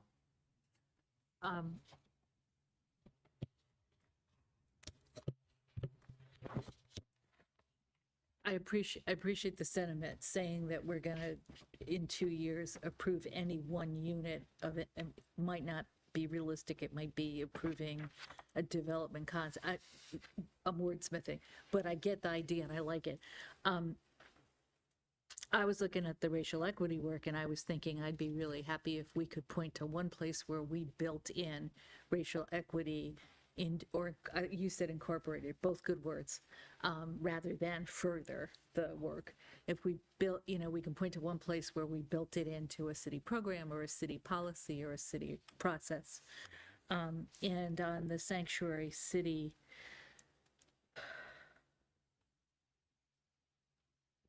yeah, I don't know. I'm not going to try to pick that one up.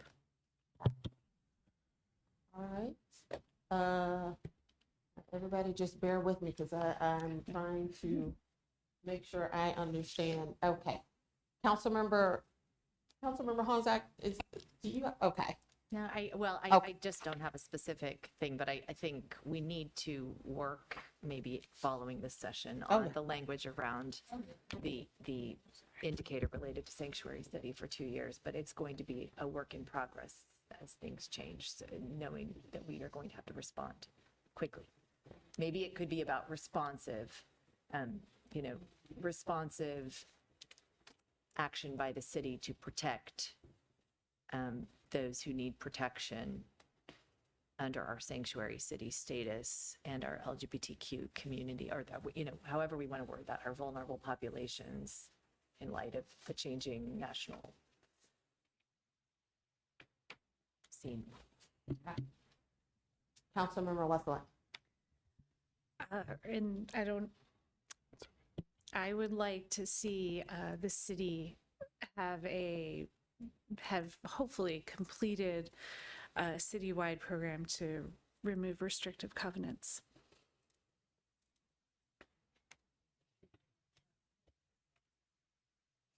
Thank you, Councilmember Westlaw. Councilmember Landon. I'd like to come back to the traffic calming and sidewalk construction challenge that the deputy city manager mentioned earlier, which is to have us completed 2 years from now, the full-on evaluation of all the unmet needs and prioritization with a clear focus on the equity issues that prompted the first evaluation to put safety and community need and inclusion topmost instead of the squeaky wheel. So I think that this deputy city manager indicated that this is a challenge that they face with the new traffic, or we have now, we don't have an engineer, but we have a planner, that within 2 years that we have that analytic process completed and a clear roadmap of what the priorities ought to be. I mean, given the fact people will always be able to make requests, at least we will know from the city staff at that point what the data-based, evidence-based process might be. Is that within racial equity? That's what. And that falls within the racial equity lens. Very clearly, that was the finding of the original analysis, was that we did not have a process that was driven by either safety or data, but instead driven by squeaky wheels, and that we needed an evidence-based one that put equity and inclusion front and center. That would be my 2-year goal. Thank you. I'm gonna take liberty to kind of say what I want to see. And I have more than one.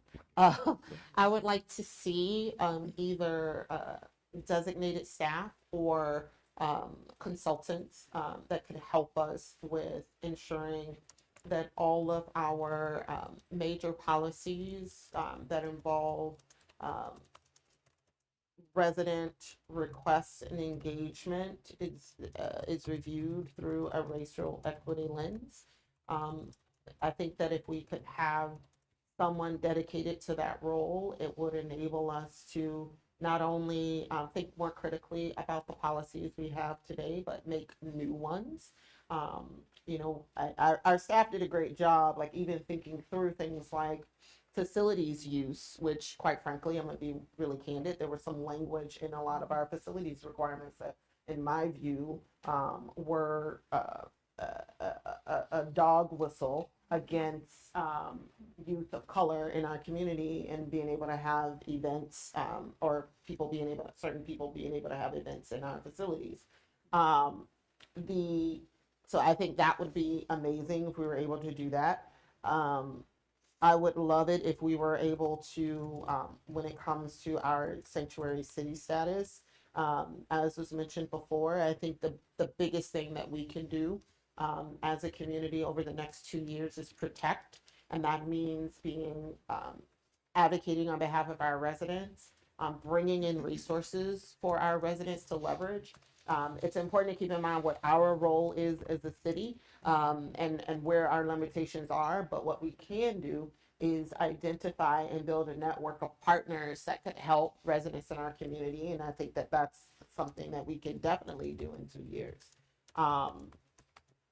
And I also think that, you know, making sure that we are, when it comes to programming, that we are thinking through our programming from the perspective not just of what people want, but how do we build the capacity to provide those services. So we'll talk about the rec center depending on where you want to put it. But the rec center, we have people coming in today asking for senior programming and asking for the space in the rec center, more space to do it. And that's one example of having people come to you and ask for something specific and not being able to meet those needs. And so I would love to see us move forward on the rec center, because I think that that might be one major tool that we could use to meet some of the programming needs that we hear time and time again. Childcare, senior, bringing people together space, things of that nature. So that's my 2 cents.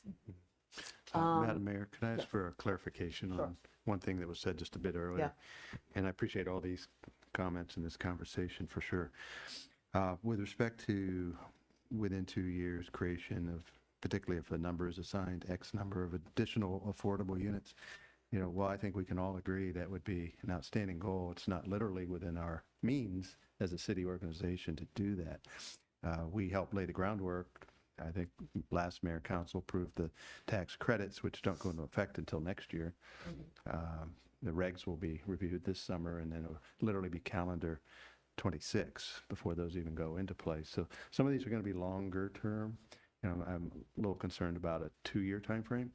I think if the emphasis, and just a suggestion, the emphasis was more on continued focus on laying that groundwork, you know, putting incentives in place to achieve the goals that you're talking about. Those are things we can do internally. What we can't do is, you know, force an investor, developer, banker, you know, to the table and have ground, you know, commitment to plans that have to ultimately be approved, you know, at county planning. So that might be a little more realistic approach, while still aiming at the same important goal of additional affordable units. Thank you. Thank you. Okay. Is it okay? Because I know we're at 9:30. I I want just to had- move to the next one. Could I ask just a quick question, Mayor, about the wording on the last one? And I think that the capitalized term in the last objective, it's with sanctuary city, it's looking like it's going to become a target. Yeah. And I was thinking today of how, like, the wording, I was thinking about what fundamentally it means to pursue that.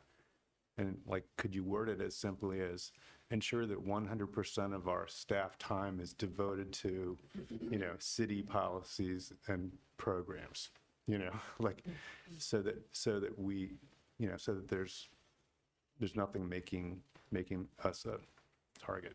It's something maybe we could talk about at another time. Oh, yes. Okay. May I? Sorry. I'm sorry. I'm really sorry, but with all of the mic moving, I don't know who's who. Councilmember Wesselek, I have you still. Okay, let's hit that light. All right. Councilmember Gilbert is okay. Councilmember Honzak. Yeah, I don't know how to get mine turned. Oh, is this yours too? Oh, I'm sorry. Okay, we're sharing. Sorry, I've had this on for a while. I don't know how to get here. I'm going to do this so you can see it. I just wanted to flag that I think this is the only place I think that we have recreation kind of clearly in here, and in so much as that's very helpful, I think, for the staff to have clarity. We have clarity about the facility itself in terms of what we've been talking about and what kind of budget priorities we've set. But if we wanted to say something very specific about what we'd like to see, any shifts that we might like to see over the next 2 years, and personally, I would like to see, and I would need to work on this language, but something around ensuring that our residents have access to recreation opportunities that are accessible and promote greater unity, getting back to what Councilmember Schlegel was talking about, that are attractive to all the residents across the city, and not just targeting specific groups, but in order to bring people together. I think that's one of the keys to keeping people healthy over the next few years. And while we're waiting for what is sure to be a longer term process on getting the recreation center rebuilt, I think there are a lot of and with our library transition, I think there's a lot of things that we could potentially do. and I don't know how we can, I would welcome the city manager just helping us think through for each one of these goals, how we could very clearly signal to you if we'd like to see sort of a directional shift of some sort in a department or cross-departmentally from business as usual. What is the best way for us to reflect that within these priorities?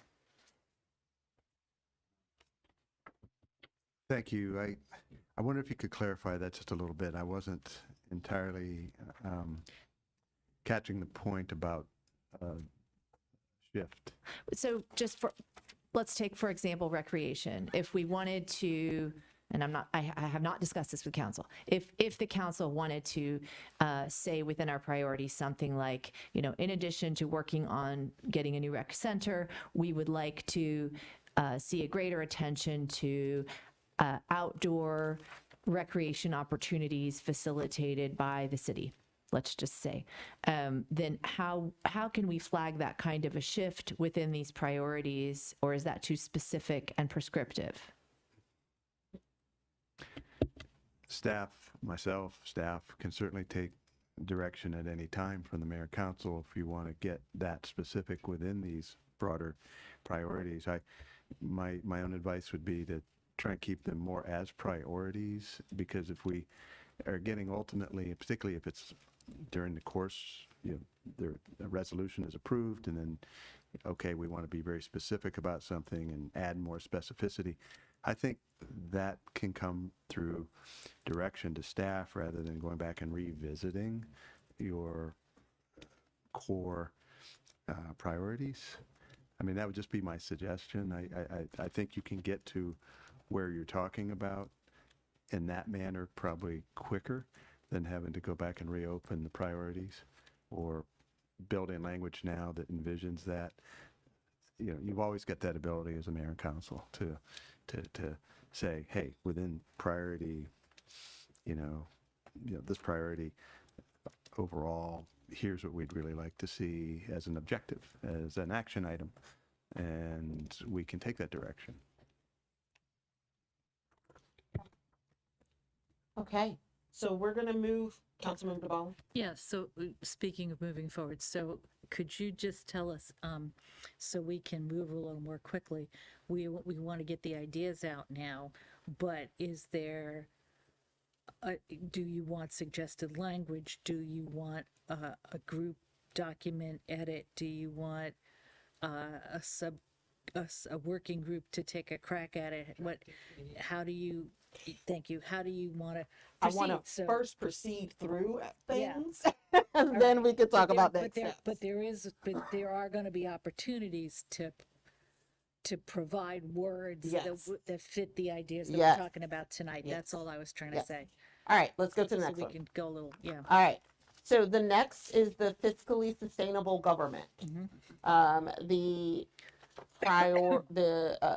objectives: establish the city's long-term fiscal sustainability strategy, explore expanding city revenue options to identify long-term solutions necessary to diversify the city's revenue streams, explore ways to provide a more equitable property tax assessment system, including providing property tax adjustments to residents in need, and continue to build on improvements in the budget process, presentation of budget information, and communication to residents. So, for this one, is this goal still relevant? Yes. Okay, I'm hearing it's still relevant. What objectives would you suggest that we keep and why? Councilmember DeBala. Thank you. So establish the long-term fiscal sustainability strategy. I think that we have established a strategy and we have to implement it. So I changed the verb. And I still think it's really, really important because there's plenty of details to work out. But compared to where we were 2 years ago, I think we're a lot further along than establish or consider or explore. So my main comment is to bring this up to date. And on the third one, I don't quite know what to say because this is a very important objective for me, and yet having worked on it for years now, I do not see a way in the next 2 years that we do this. So I'm not clear if we should make it a priority if it doesn't have a solution. The solutions that I have uncovered have all depended on other actors who are not able or willing to do that. So I'm kind of stuck on that one, and in the spirit of wanting to condense. I would rather have it in a long-term fiscal sustainability strategy, and the reason that we're doing that is to provide relief for residents in need.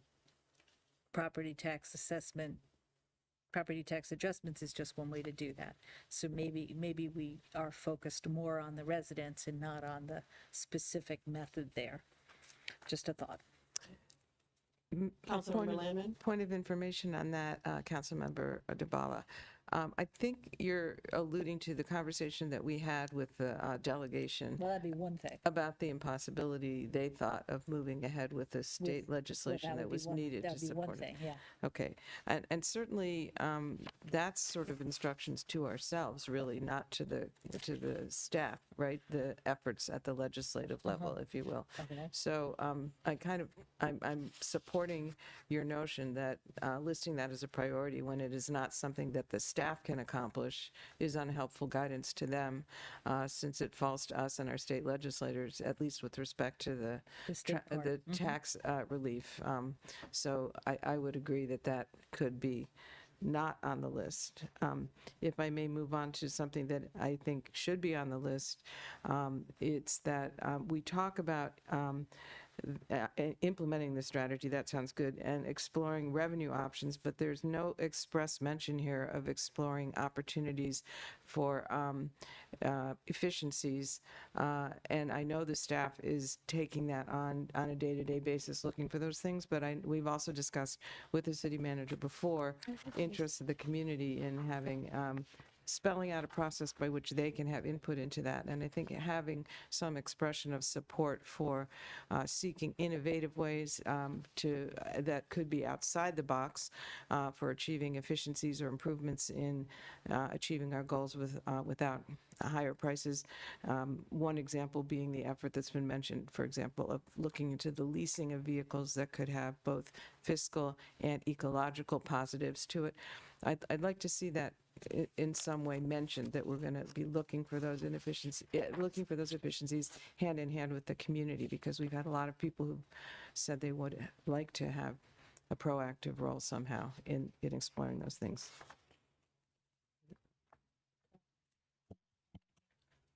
So I do, Go ahead.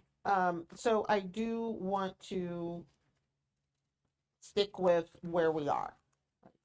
And we can come back to the adding, but in terms of what we should keep and why, I hear Councilmember DeBala saying keep the first one, eliminate the third.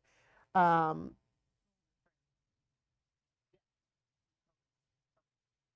in the city purview, explore ways to provide a more equitable. And one of the things that I do want to stress is we don't have to list every single city function here. If there are things that we now see is happening and staff are doing, and the goal is for them to continue to do so, then that's not, in my view, a priority. So for example, continue to build on improvements in the budget process, presentation of the budget information, and communication to residents. We've done a lot of work in that regard. And so in my mind, it's ditto, keep doing what you're doing, keep working in accordance to the process that we have. I don't necessarily see that as a priority. The implementing the fiscal sustainability strategy and explore expanding the city's revenue options. I will need to just confirm that that's not something that's already part of the strategy, but I could see how those two, and to some degree, what council member Landman is saying in terms of efficiencies, but I believe, and I would need to go back through the document in detail, but there were places where we talked about things like goals and data and, yeah. It's at the strategy level. And so I think that those concepts can be consolidated in a way that could ultimately lead to maybe two objectives. One, focus on implementing the sustainability strategy, and I would just need to follow up with staff to see whether or not looking at revenue streams would be a part of that. And the other would be improving efficiencies in how we deliver services. Which again, in my mind, would be something that would be relatively straightforward and would build on the data work that is already underway. City Manager DeStritto, do you want to weigh in on that? Yes, thank you. I would agree the second bullet could be included within what's meant by the first one. It's just a question of what degree you all wish to be, I guess, explicit about some things. And yeah, efficiencies, in addition to revenue, identifying new revenue options, either of those, both of those would fit under the first bullet. But my main point was just as a point of clarification that I would recommend for your consideration in the first bullet, develop not the long-term, develop a long-term fiscal sustainability strategy. When we say the, it infers that we have one.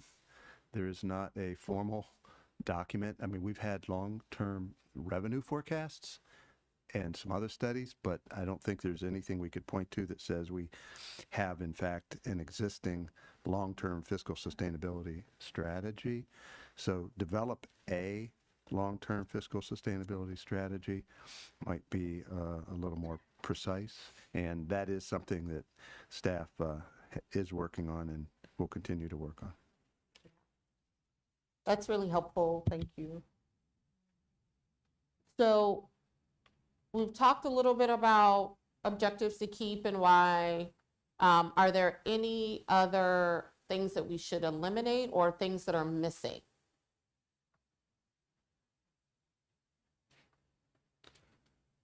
Councilmember Hanzak? I mean, I concur with most of the things that have been said. I want to be a little bit more clear on the fact and echo, I think it was what you just said, Mayor Searcy. I think we've made a lot of good work, done a lot of good work on the budget process, the presentation of the budget, and communication to residents. And frankly, I do not think that we should continue to put extensive emphasis on this over the next 2 years. I don't think it's one of our highest priorities over the next 2 years in terms of staff time. Thank you. Councilmember Schlegel?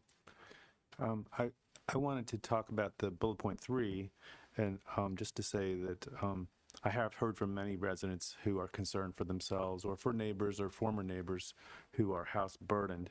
And I wonder if there would be a way, recognizing what Councilmember DeBala said about it's hard to adjust the property tax assessment system, but could we continue to make it a priority to provide relief to, I'm trying to think how to say it, relief to property taxpayers who have become house burdened over time, simply because the value of their house has skyrocketed far beyond their income.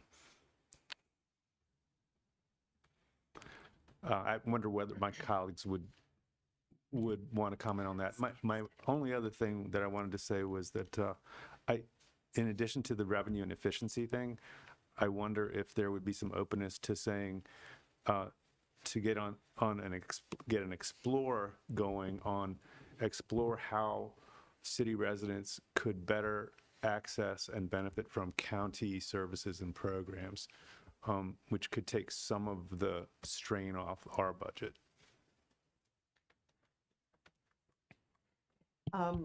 Councilmember Honzak.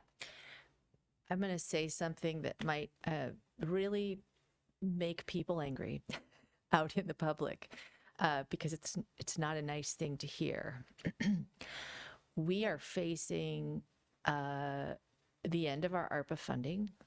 The state and the county are facing or the state in particular right now we know is kind of in a way falling off a fiscal cliff too, where we've got serious constraints ahead of us. And, you know, I am a person who is, I don't know, house burdened, young working professional with 3 kids struggling. However, I think that what we're really looking at here is we can't afford as a city to do our own. We can't do this on our own. And the state obviously is not going to be able to help us out right now. And so I think the reality is that what we should be working towards is creating opportunities within our community for downsizing. And I know that's not going to be well heard, but that is my honest opinion. I think that's what we've got to be looking at. And I know it's not what people want to hear, but I think that's the reality of what we're looking at over the next 10 years. Councilmember Schlegel. Thank you, Councilmember Honzak.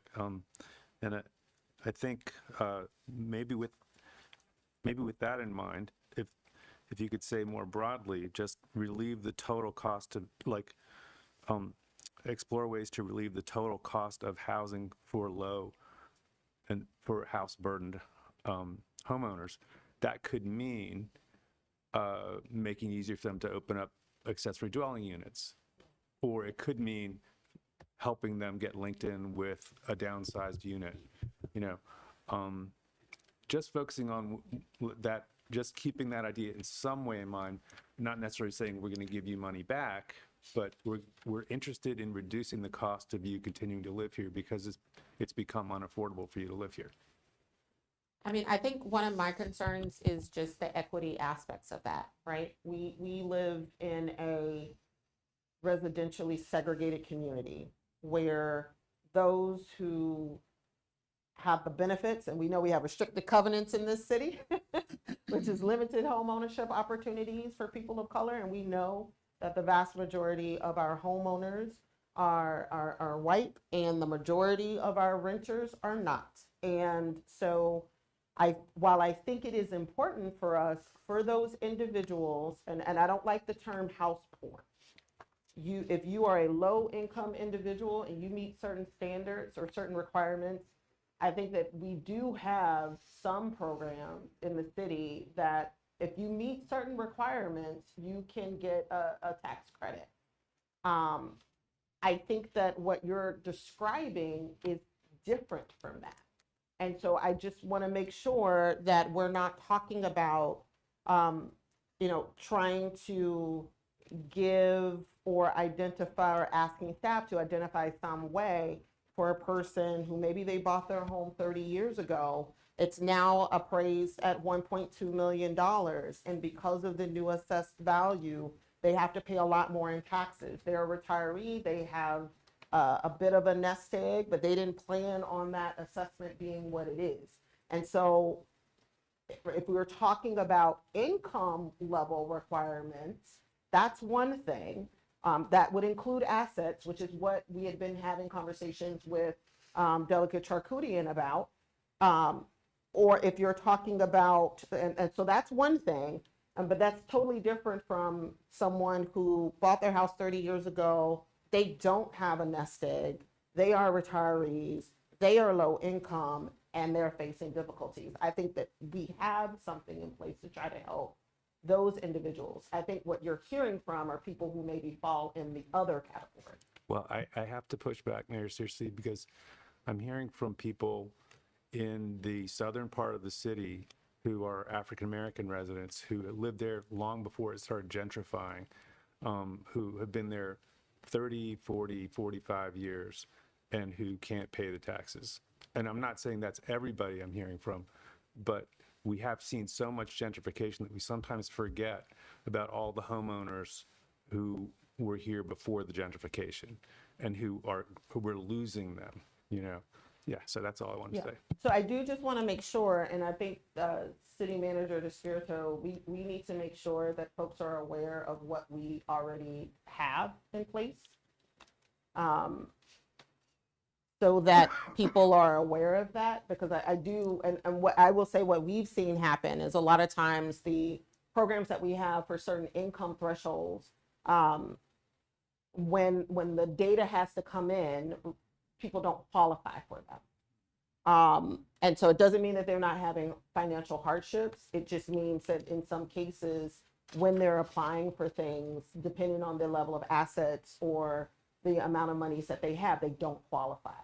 But I do think it's important for us to make sure that we continue to educate everyone around what tax credits are available. I've spoken to people who didn't realize they had never applied for the homestead tax credit, ever. Had been in their home, I don't know how many years, and they had never applied for the homestead tax credit. So there's a lot of things that we are doing or should be doing to help educate our residents around the resources that are available and encouraging them to apply for them. But that's different from, and I keep focusing on the house poor piece because that's difficult to determine. So if we're talking about income level, that's one thing. But if we're talking about house poor, that's a gray area that to me can when the policy comes before us, we really will have to look at it through a racial equity lens, and in order to ensure that it's not a regressive form of a policy. Councilmember Wesselette? Just to add into this, that I think that any of this kind of discussion really doesn't make sense under a goal of fiscally sustainable government. I think that if we end up maybe making housing its own, I think that there's elements like about and I don't know the specifics yet, but like abilities for people to add on units, that kind of thing, that could go under a housing bullet.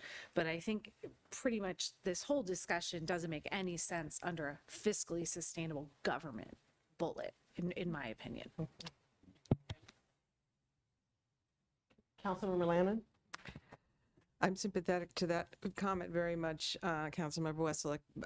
It started because we were talking about tax relief, which is going to affect our bottom line, but I think we are clearly gravitating back to the broader discussion about housing. And I want to reemphasize, I do think we need a separate housing title, if you want to call it that, or section here, because so many of the things that have become priorities involve housing. And with respect to the point about facilitating downsizing, I hear you, Councilmember Honsack. I agree. I would like to say we need to facilitate downsizing without leaving Tacoma Park, because the challenge for many people who are house burdened is that they don't want to leave this community, but they don't see housing that meets the needs of seniors who might need less space. And we need to facilitate both the availability of appropriate housing for seniors and also facilitate home or space sharing through programs that would make it much easier to develop an accessory dwelling unit, to lift the regulatory burdens on people who want to do either home sharing or build ADUs, and perhaps have a tax incentive for ADUs, not that are used as Airbnbs, but for people to have, who are owner occupied, to have accessory dwelling units in their homes.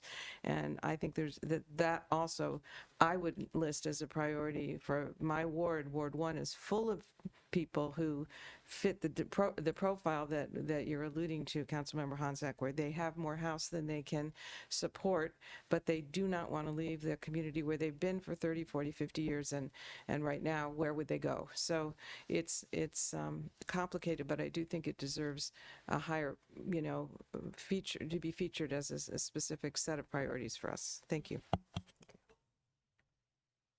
Okay, so it feels like I'm hearing housing, make it separate, and then we could spend all night talking about it.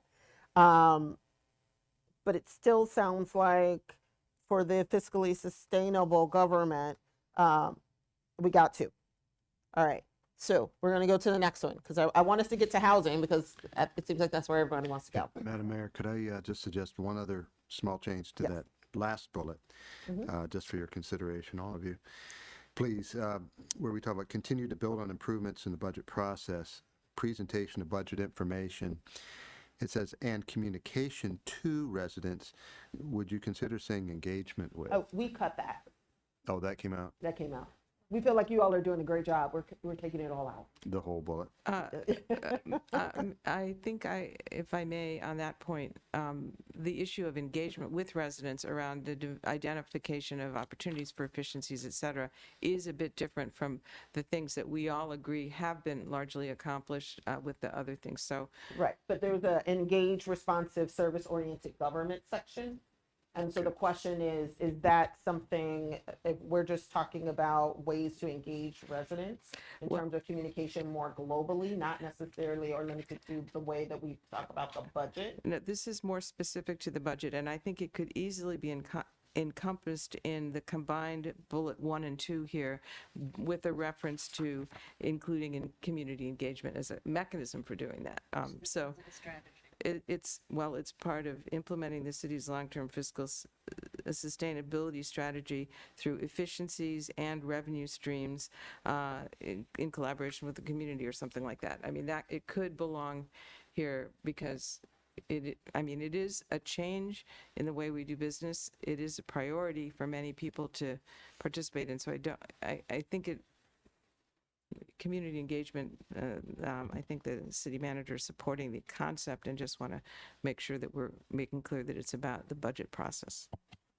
But I think one of the things that's important is that when we have the process that we have now for the budget development is such that there is a calendar, the council votes on a calendar. We have conversations around the types of engagement that has to happen.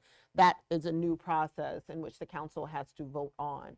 So if we're talking about what do we need to prioritize, is it to prioritize reinforcing or telling staff that they have to continue to engage residents around the budget when we have mechanisms in place now as a council to make sure that happens? We're paying for a platform to help encourage that to happen. We're having discussions and meetings about the budget. So, and it's part of the process for the budget. So that's why I'm thinking if we're talking about for this year that the work is happening, of course we're going to make sure that it happens, but I wouldn't elevate it to the point of a priority or a major objective under our fiscally sustainable government. Now, if we are having conversations around how are we in communicating with residents, not just as it relates to the budget, but more globally, then that would fall under the engaged, responsive, service-oriented government if we're seeing that there's something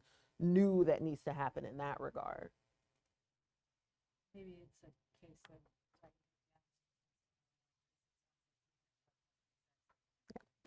I will share some language after I've had a chance to contemplate it. I do feel that this particular area requires us to set some wheels in motion to make it work on the budget process in particular. So I will make some suggestions. Great. And we can also share with you the resolution.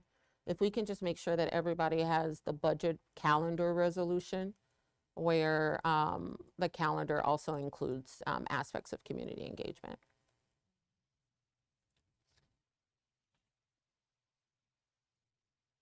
Okay, so the next one, environmentally sustainable community.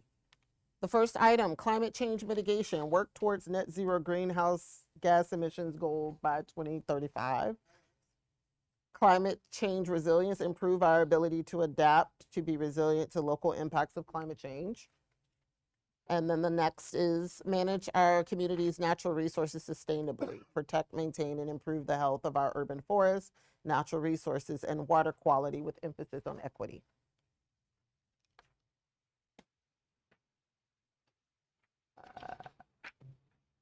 Councilmember Slagle. we're still following the same procedure, or do you want to kind of combine things a bit? Yep. Is this goal still relevant? In the interest of like time, I'll just say they're all relevant to me. I would suggest that in the first bullet point, instead of work towards, in light of Doria Estrada's presentation, accelerate our work, because we're missing the target if you extrapolate from the graphs. And then for the last one, I wondered whether water quantity could be in there as well, because that relates to stormwater.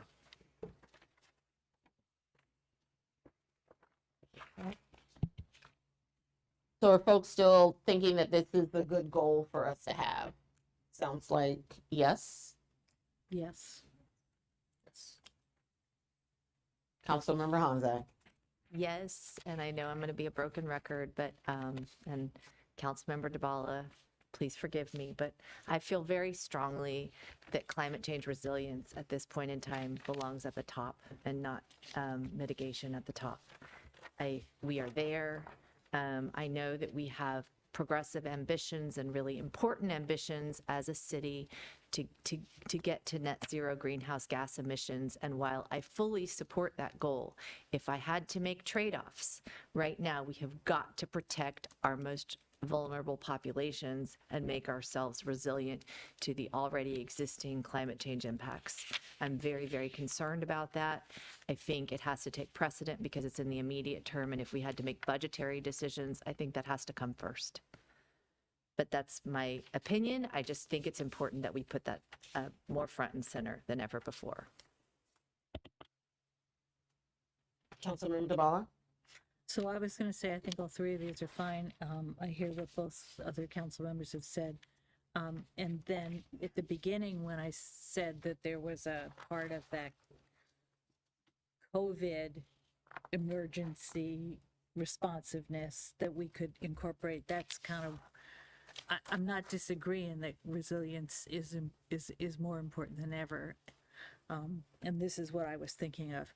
I thought that the number 2 really was about stormwater already, at least in large parts. So I don't think if that's the case, I don't think we need to add it to the third one.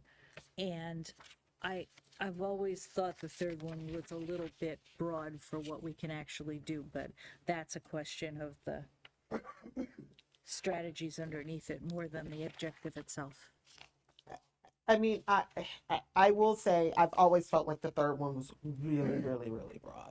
Yeah, I think I just Yeah, it really to the point where, I mean, if we're looking at the strategies,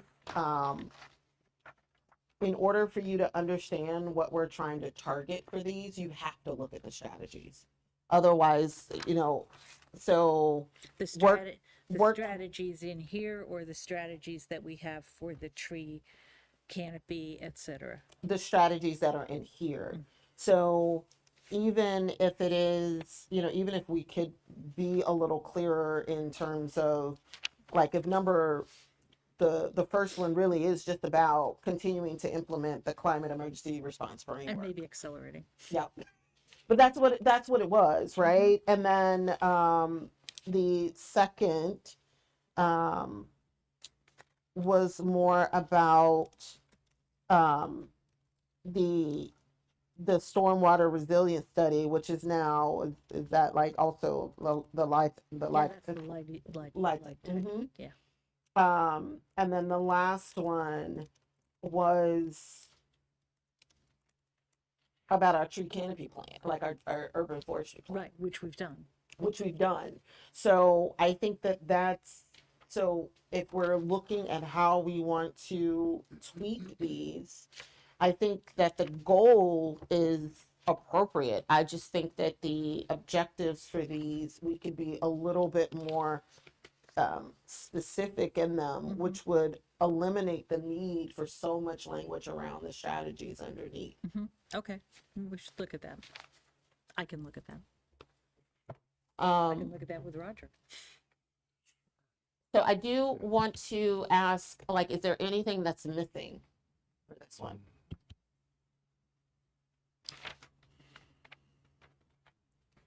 I said this the last time, I'm going to say it again, but more simple.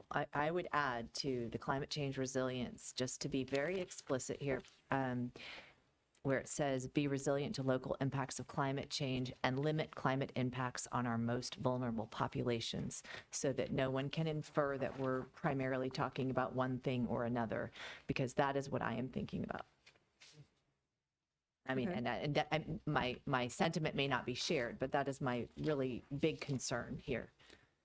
We have chosen as a city to house people who are more vulnerable by definition, but what are we doing about climate resilience in that regard? And I don't think we do a lot, but I think that needs to be really, really front and center. Councilmember Schlegel.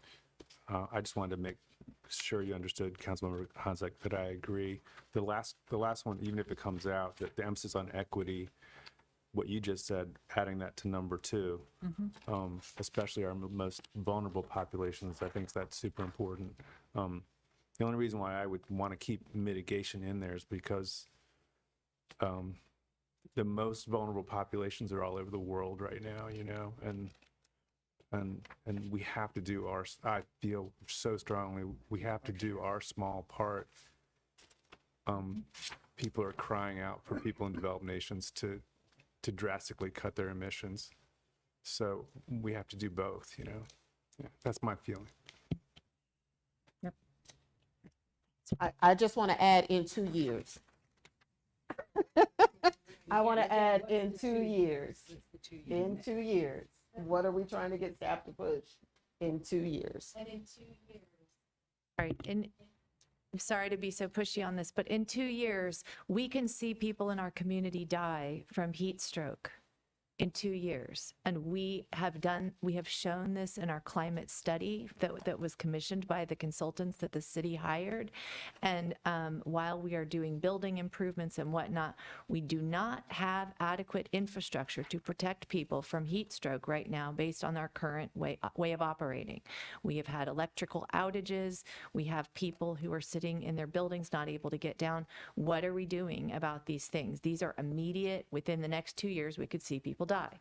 So I think mortality here does really matter. I completely agree with you. This is my line of work, climate resilience in other countries, but we've got to accomplish some things in the next couple of years that make sure that we know we're not going to see mortality directly related to climate change right here in our community.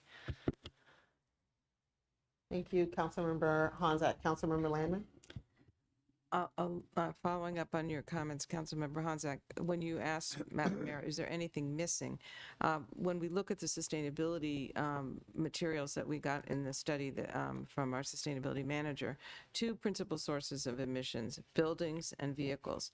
Building emissions is related to the very point that you're making, which is that a lot of the resilience that we need to build upon also comes back to some of our substandard housing and energy efficiency and availability of air conditioning, et cetera. So a mention of the role of buildings somewhere in these priorities would once again link back to what you're talking about in terms of protecting public health and welfare, but also to that other key sustainability objective. And it's a win-win. If we do better on the insulation and on the energy efficiency, we get better human health outcomes and quality of life too.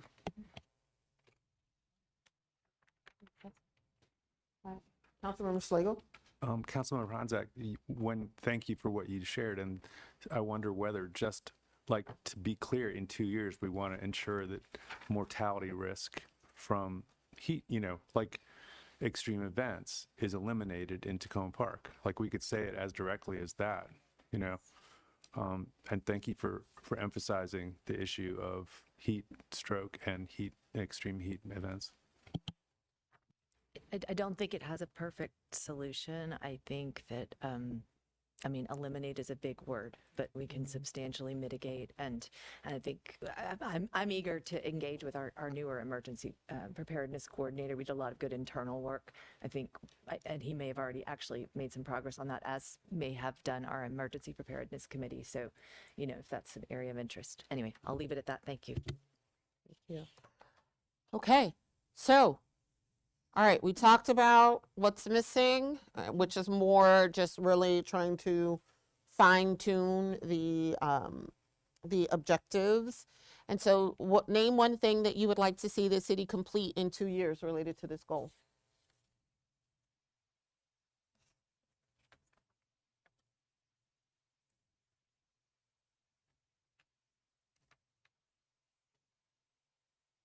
Anybody got any thoughts? Emergency cooling centers within walking distance of every home.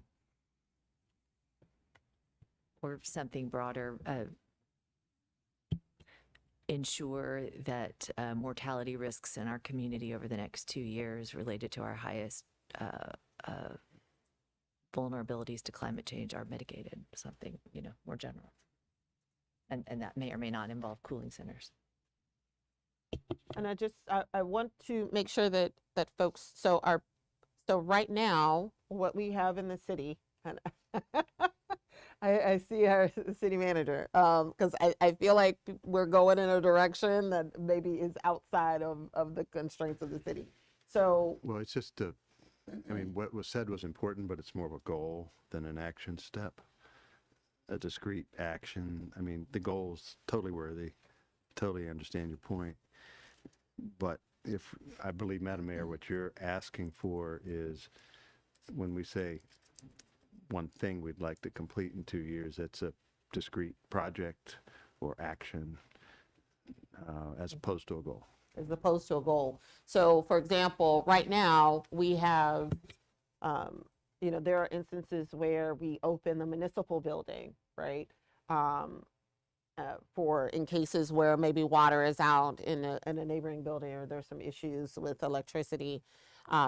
Is it that we're trying to say, hey, we want to make sure that there are cooling stations across all of, within each ward, and that's something we want staff to work on, and that's something that we're willing to devote resources towards? Are we saying that, in my view, and I know this goes back to housing, I feel like a lot of times we run into the issues of the aging housing stock that we have in the city. Our buildings, particularly some of our multifamily buildings, are so old that to do the necessary energy upgrades within them requires millions of dollars and lots of time.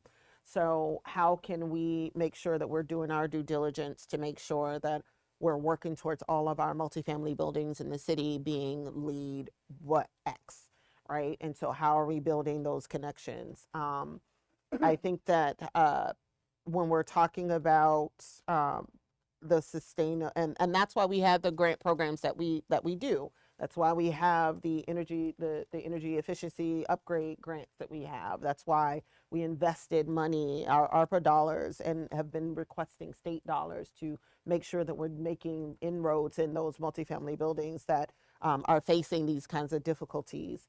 I still would like to see us make progress as it relates to our stormwater work.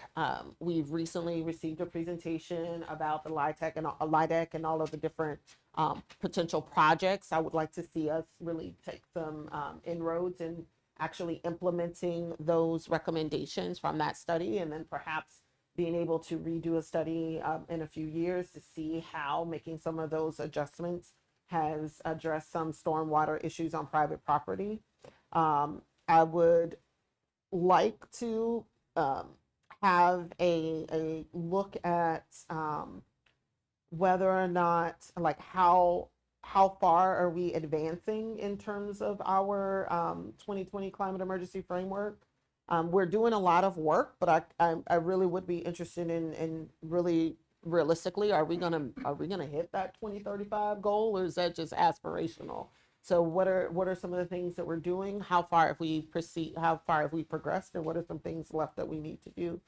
And how do we make sure that for the next budget cycle, we're able to work in that way, in terms of trying to identify what the things we need to do in terms of the emergency response, climate emergency response framework to actually get us over the goal line in terms of the activities that we were planning to do in terms of addressing that particular request.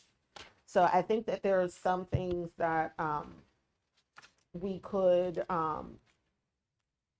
specifically highlight as things we would want to do with this goal. But I would like to say, hey, it's important for us to make sure that we're focused on not just global outcome kind of oriented statements, but more what are the actionable things that can happen in the next 2 years. Councilmember Landman? I'd like to make one specific recommendation for a 2-year goal, and then I would like to make an inquiry to the city leadership staff of the executive branch about how to set an appropriate goal in another area.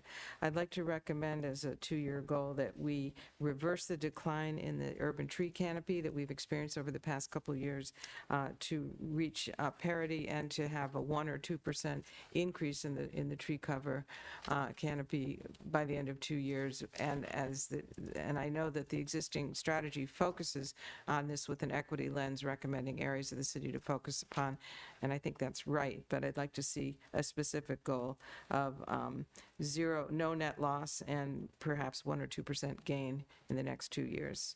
And my question about setting an appropriate goal in another area, which is the energy upgrades area that we were just talking about with respect to our aging housing, it would be, I'd like to have a numeric goal in mind for how many units or how many buildings we think we can obtain the funding for and put in motion the retrofitting of those buildings. But before making a recommendation like what that should be, I would find it helpful to have a briefing from the people that know where we are in all of those, ambitious endeavors to say, ask them, what do you think is attainable? And then set an appropriate goal that we can then jointly hold ourselves to. But I don't feel I have enough information on that right now. I do think, though, that the metrics that are being set by the city through the process that's ongoing, that's the sort of metric that I think we should be looking for. How far do we think we can get? And then can we, meet those metrics? So that's my suggestion for how we would set a goal in that area. And just as a reminder, we're talking about objectives. Councilmember Schlegel? Talking about objectives. I remember from Gloria Estrada's presentation that while we were up to something like 380 something solar installations on homes, I imagine just from looking at aerial photographs that there's a lot more potential. And I would like to see that in 2 years, residents were seeing and finding city communications a really good clearinghouse for sharing, or a really good tool for sharing information among each other about how to get stuff done that they want to get done in terms of energy efficiency improvements or different kinds of installations. So the objective is using city communications as effectively as possible to facilitate information sharing among residents around green technologies and strategies.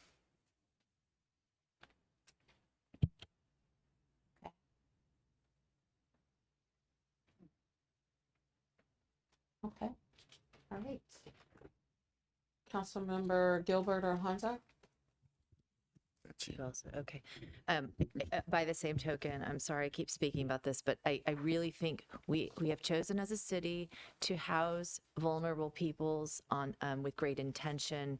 We need to have a very specific objective related to perhaps, I feel like this is too prescriptive. That's why I was avoiding this, but commissioning a partner or even a staff person, designating a staff person, which is specifically focused on mapping our most vulnerable populations across the city and keeping individual residents supported. So I'm not just talking, and I'm talking about the whole array of support services and support partners that we have across maybe a coordination mechanism. We have our coordination partners, but this is a really critical service for climate resilience, but also for the whole array of social services that our city needs to be providing to these. I find that the vast majority of my week as the Ward 5 representative is spent helping people with those kinds of needs, and I do not have the bandwidth to do that. I am quite sure that my colleagues from Wards 4 and 6 probably will find themselves in the same position if they don't already. And I'm sure some of my other colleagues do that as well. But it's absolutely essential to me that that is made very explicit. Thank you. I didn't quite get that the first time. Either specifically commissioning a partner or a or designating a staff person who is focused on mapping our most vulnerable populations across the city and keeping individual residents supported. And if we want it, in this case, to be related to climate resilience, that's fine. If it can be in a different category, that's also fine. But it's really, really important when we talk about climate resilience because we're talking about emergency preparedness. And that's a different way than talking about cooling stations. The cooling stations, we've reached the limits on what that can be achieved in the city. It's not filling the needs. It's not fulfilling the needs. I think, Councilmember Honzak, to your point, I think when we talk about the engaged and responsive service-oriented government, there's one place where at one point it wasn't clearly communicated as part of, it was around advancing city communications with residents and adopt blah, blah, blah, blah, blah. That's not what you're talking about, but the program was Social Service Partnerships Program and Community Connectors, like really trying to figure out some way to get information because I hear you wholeheartedly. A lot of times I find what I'm doing for some residents is going online, figuring out who they need to call and where they need to go in order to get to the service that they need. And so I think that some of this, it could be it could be something separate, but I think some of this is around trying to figure out where or how or creating the infrastructure necessary for residents to be able to more easily locate those social service supports that they need. I will work on a specific bullet. I just don't want to do it in isolation because it will be very prescriptive about what we can achieve in 2 years. But I'd like to talk to our emergency preparedness coordinator and our staff about what could possibly be achieved that would be useful because I think it's actually important that we're explicit in this case about what's related to the environment. Thank you. Okay. All right. So we're going to move on. Okay. The engaged, responsive, service-oriented government. I think we can get rid of this one. Hire and onboard a new city manager. Advance city communications with residents and adopt innovative, culturally appropriate initiatives to improve public engagement and collaboration with residents, particularly with residents who face barriers in participating in municipal government activities and community affairs. Improve policies and processes to enhance resident interaction with the city government and the council, including requests for government services, complaint system, and code enforcement. Review and reform the city's approach to public safety to ensure racial justice and work towards safer, more livable community for all residents. Improve service delivery and reduce administrative burden by updating internal policies, IT infrastructure, and software to support staff in doing their jobs. Is this goal still relevant? Councilmember DeBala. Yes, it's still relevant.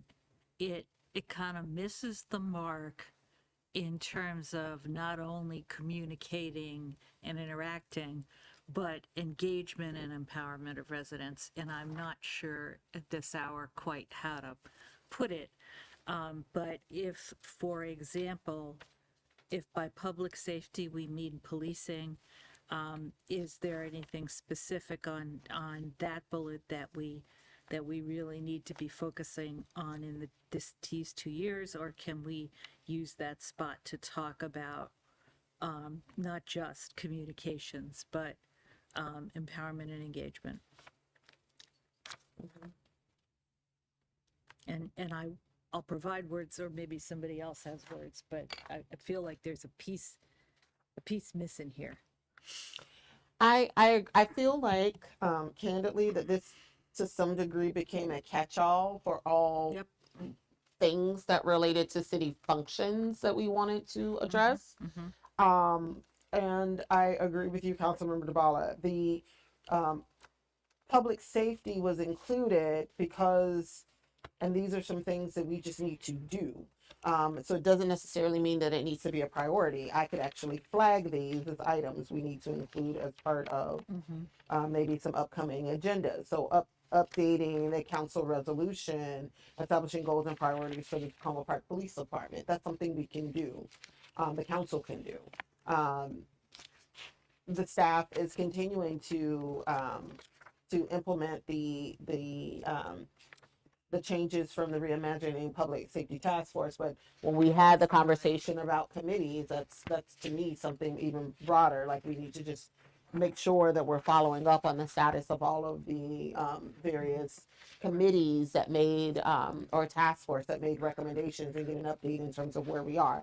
So that, in my mind, would mean that you could get rid of that as a priority. I'm sorry, as an objective, right?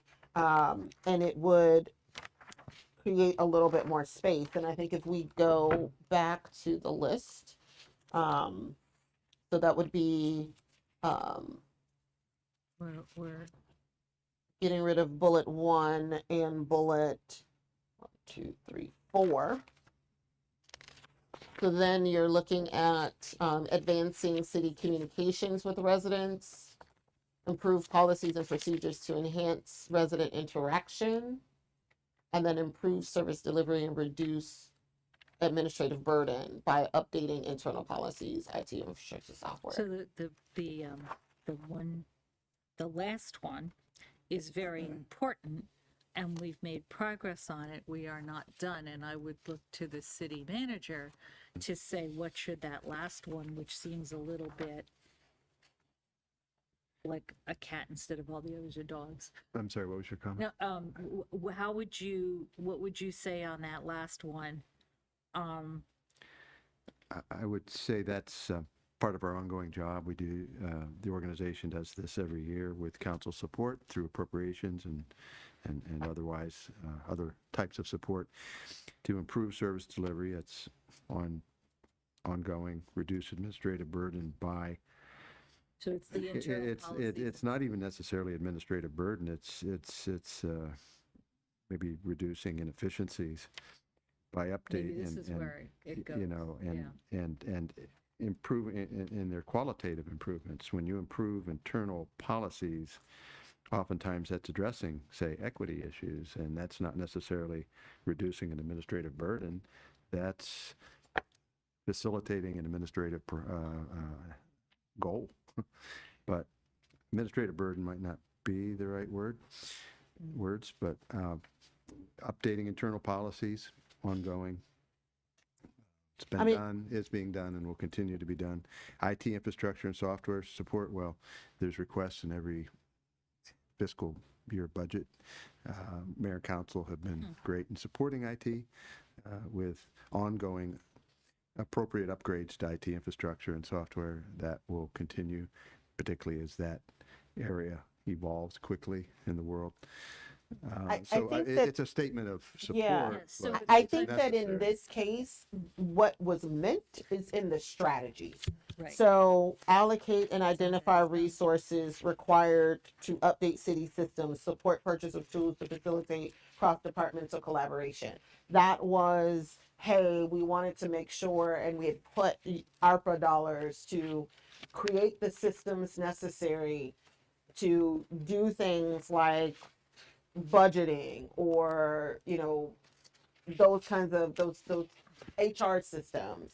Update and implement human resources policies and procedures that address matters such as evaluations, teleworking, staffing levels. Like, so, and then the wage study and the organizational assessment was another strategy. So this was originally identified, quite frankly, as a way to send a signal to the city manager that these particular things are things that we wanted to see done as a council. And so I think that and that's why we prioritized it. Now, that's not to say I agree. I don't necessarily think that this is something that needs to be considered a priority. There's still things we want to make sure are done.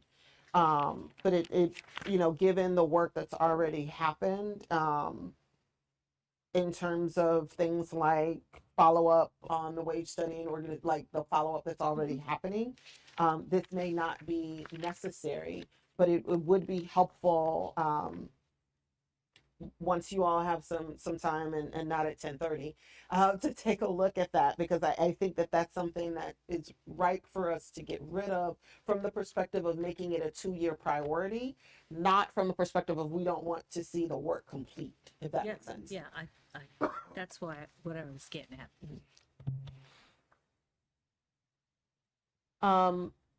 So Councilmember Landman. I want to suggest a way to reduce the number of these bullets and I think still capture the essence of what we consider a priority.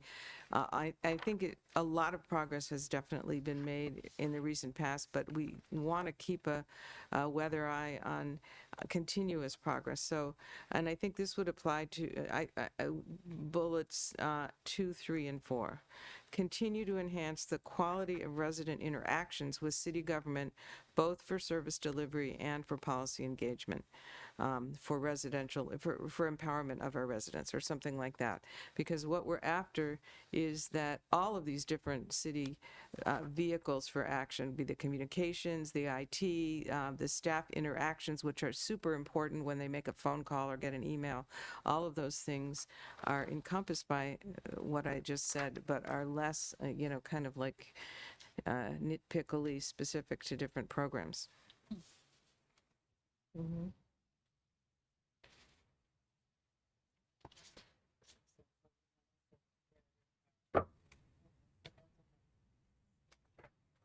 Any other council member Schlegel?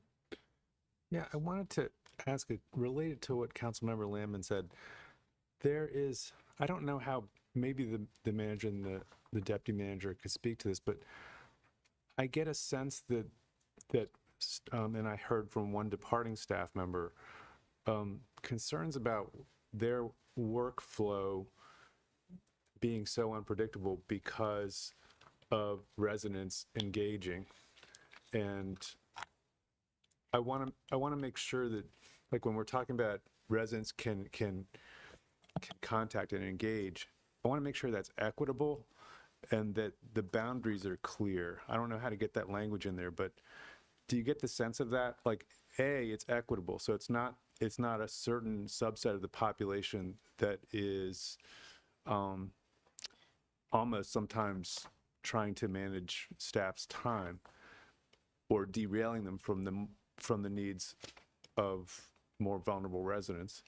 And secondly, to make sure that there are clear boundaries so that when staff have already been directed to do X, Y, and Z, it's not endlessly, well, you also have to do R, B, and Q, because these just popped up.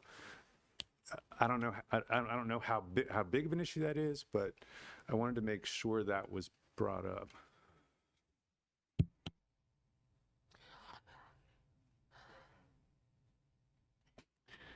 I'm guessing we'll delve into this some more at the retreat and talking about very specific things rather than tonight.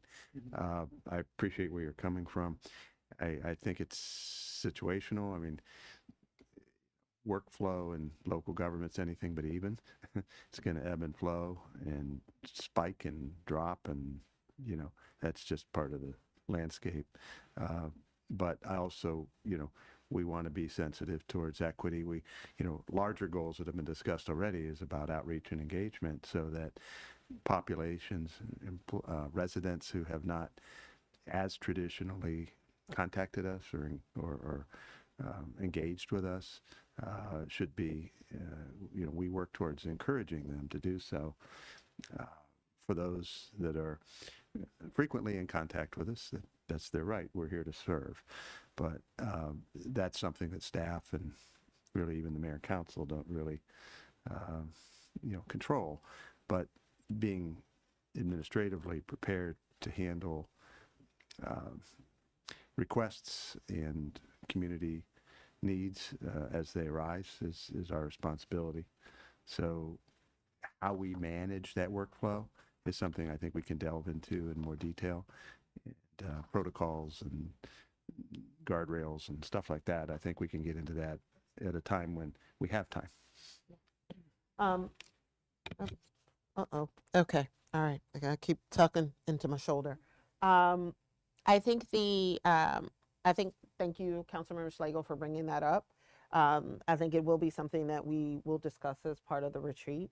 I think we all bear some responsibility in the filtering and direction that we give to staff in terms of the level of responsiveness. I mean, in this conversation already, we've had two extremes communicated, like one around being more engaged and really being out there and really, figuring out these ways to communicate, engage with residents. And on the other hand, like, how do we keep people from not overloading you, right? And so I think that there's some happy medium and this that we're still trying to identify. And I think part of what this, at the time in which this particular goal and the objectives were developed, we're trying to identify some things like, let's update the website, right? So it could be a little easier for people to find stuff and be able to sign up for things. And then that way we don't get as many questions about how to do this, that, and the third. Or, hey, we have to keep sending out emails to remind people, there's a holiday on Monday, people, right? Because then you'll get 20 emails. Someone might have missed trash day or something. So trying to make sure that there's certain infrastructures that are in place to try to help with kind of farming out some of the communication is something that we've been really trying to do. And this staff has been doing a wonderful job with trying to update some things to kind of move us in the place where we could be more efficient on some things. But I do think that there's more that needs to be done. And it's a delicate balance because we want to be responsive, but sometimes we may take being responsive to a resident that asks us a question and turn that into a directive for staff. And it may not be appropriate to be a directive to staff. And so we have to start, having some conversations and figuring out how we as a council want to deal with that so that we can be responsive, but not necessarily monopolize all of the staff's time with being responsive to every single ask in the way in which residents may be asking about things. So I do, because we're getting ready to get to the one that I think everybody wants to talk about. So it sounds like for this one, we could do some tightening of objectives 2, 3, objectives 2, 3, and 4. Play around with it a little bit. 2, 3, and 5, I think. Yeah.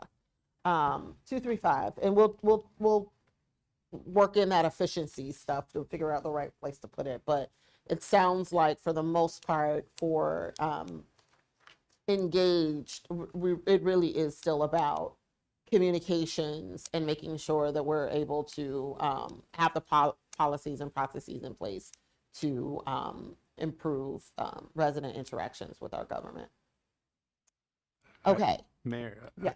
if I might ask, Mhm. so I wasn't certain, but if 4 is dropping out, I don't know the history, but we were talking last week about the Public Safety Task Force, and I'm a little worried that there could have been things that were really important in 2020 and 2021, and that it would be weird to just see public safety just drop out of the priorities if we had kind of like not gotten there. Yeah. So I had just mentioned this is something that we could do, and it's not necessarily, the issue isn't limited to the Public Safety Task Force, right?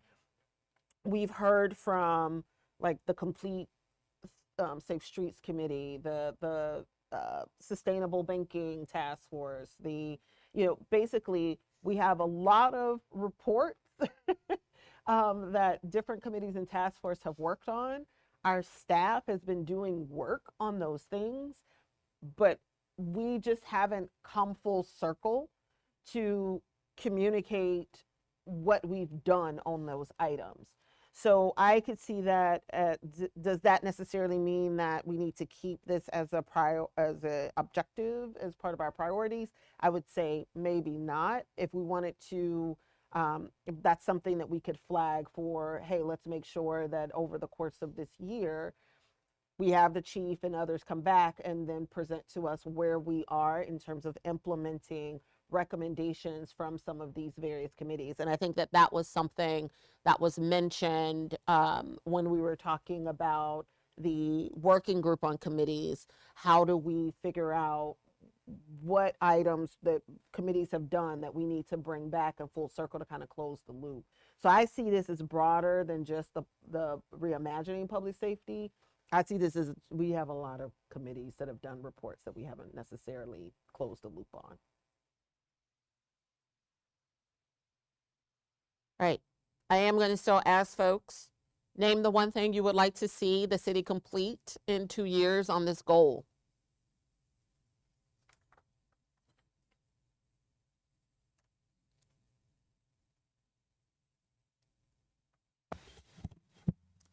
Councilmember Landman.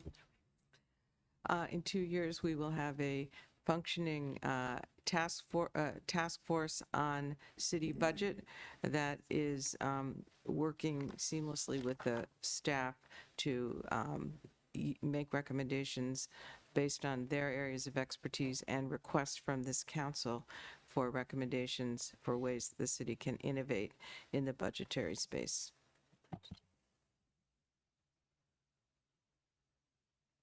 And that's, one second. My goal is that we have a functioning committee that's interacting with us by the time 2 years go by, or task force, pardon me, task force. Clarification. Task force tend to be short-term. So we're just talking about a year or two? I think that we should have a task force structure. Just an ongoing committee of everything, but there are specific budget challenges that we can talk about time to time. Yeah, again, short-term, long-term. So you're talking about a permanent standing committee? Or a short-term? I'm having a Your mic is mic blinking. crisis, Madam Mayor, just like yours. So now I'm speaking, to answer that question, I'm speaking into Councilmember Schlegel's mic because, that's okay, sorry about that. Yes, I think task force structure seems like the one that was more favored and would be a good way to start on this and tackle only one or two specific areas, and then we can see. But different people would probably be suitable for different topic areas, so a standing committee that's generic versus task forces might be less useful. So a limited time, just come in and deal with some issues and Yeah. it dissolves. That's my I was suggestion. just trying to get a sense of whether this was, because there is, well, I understand the concept for sure, and I've dealt with it. I mean, I've had that in some other cities. It is very staff intensive. I mean, there's a lot of staff support that goes along with it. So knowing whether this is a short-term horizon or a long-term commitment is important to know. So I do just want to confirm, so are you talking about this as it relates to engaged, responsive, service-oriented government? Or should this be a conversation that's part of the fiscally sustainable government?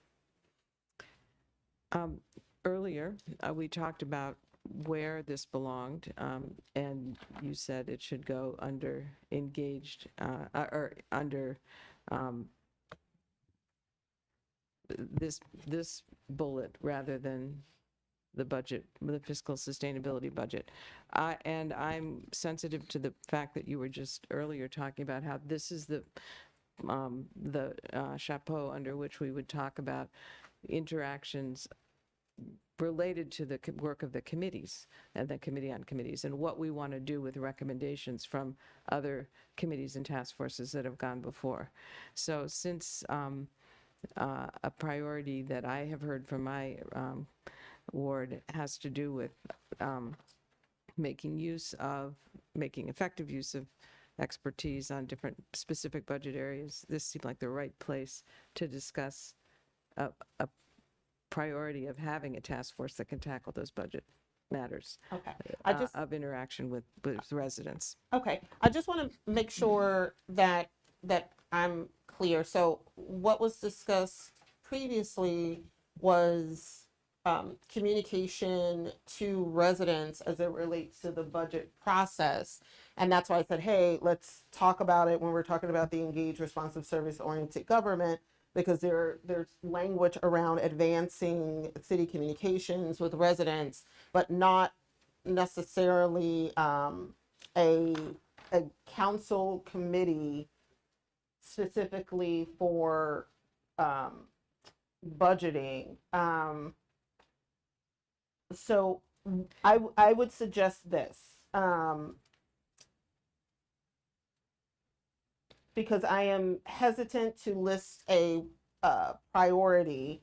All of the other committees that are noted in the priorities document are committees that have existed. And what we're encouraging them to do is to actually, staff to do, is to actually implement recommendations from those committees. I think the establishment of a committee is something that should be done via resolution. So is it? Agreed. A task force via resolution and not a committee via ordinance was the Correct. was the guidance you gave at a previous meeting. Correct. Can I say something? Maybe this is something to be discussed in more detail at our retreat. I don't know. I think I think it would be, because I think one of the challenges is that to have a priority to, unless everyone wants to make it a priority to establish a budget committee, without having a firm understanding of what that committee would do, it would, in my view, would need to be something that, in terms of the priority, if we're saying more engagement, resident engagement regarding the budget, that's one thing. But if we're saying establish a task force, all of the terms of what that task force would be charged with is something that would need to be established via resolution that members of the council would need to weigh in on before agreeing to move forward with it. So I think I'm having difficulties agreeing to making a task force a recommendation when I'm not, or a priority, when I'm not completely clear on what that task force would be charged with. Duly noted. I'll bring this up for more discussion at our retreat if that's the appropriate place to do it, and to try and make sure that we find a way to interact effectively with residents. Council member Honzak, your mic is working again. Okay. I think so. Can you hear me? Yes. Yes. I would like to see I'm sorry, we're looking at the wrong slide now, I guess, but for the improved policies and processes to enhance resident interactions, that we have a specific outcome there related to seeking within the next 2 years to identify, and I don't know how much progress we think we can make within 2 years, but to identify a new and improved system for residents to request services. Because it is my Thank you understanding so that much. the TKPK system is not working. The app. Yes. app. Thank you very much. That would be one very discrete thing. The app. And then the other thing that, again, may not be doable within 2 years, what I want, that to me is number one, what I just said. So this one is a tentative, depending on city feedback, would be with respect to the first objective, advanced city communications. Personally, I would like to see us implement or propose, maybe explore and identify at least one new, more targeted way of, or one improved and or new targeted way of communicating with residents, such as, robocalls or WhatsApp, that gets utilized more effectively. I think that that capacity is out there. The schools use it. We could be using it more effectively, and it's needed, in my view. Councilmember Schlegel. Well, first, just to circle back really quickly to the exchange with Councilmember Landman, it could be that in the second bullet point, which it's going to become the first bullet point, where it says, second line, initiatives to improve public engagement and collaboration with residents. You could make that a double thing. Residents with relevant expertise and with residents who may face barriers. I don't know if that would open the door to just reminding us that it's a priority. You don't like that? Okay. All right. Well, I'll hold that thought then. That's okay. But, the other thing I thought was like on the public safety, if that stays in,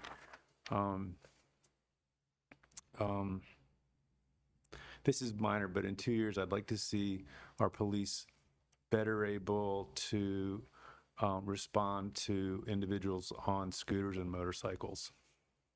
It's really specific, but it's a concern in my ward.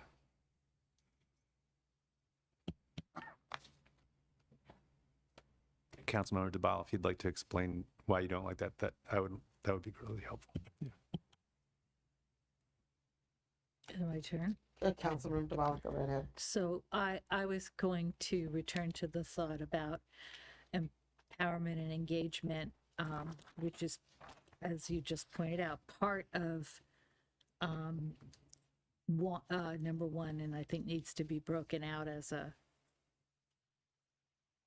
strategy, is that these are priorities. But as far as what I would like to, and I'll get to your thought in a minute. What I'd like to see as an outcome would be something like,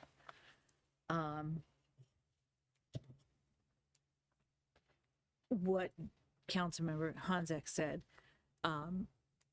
that city staff employ all city departments employ 2 or 3 new approaches that we've tried, in different settings. So they've worked. So now let's make them part of the toolkit for all the departments that face residents.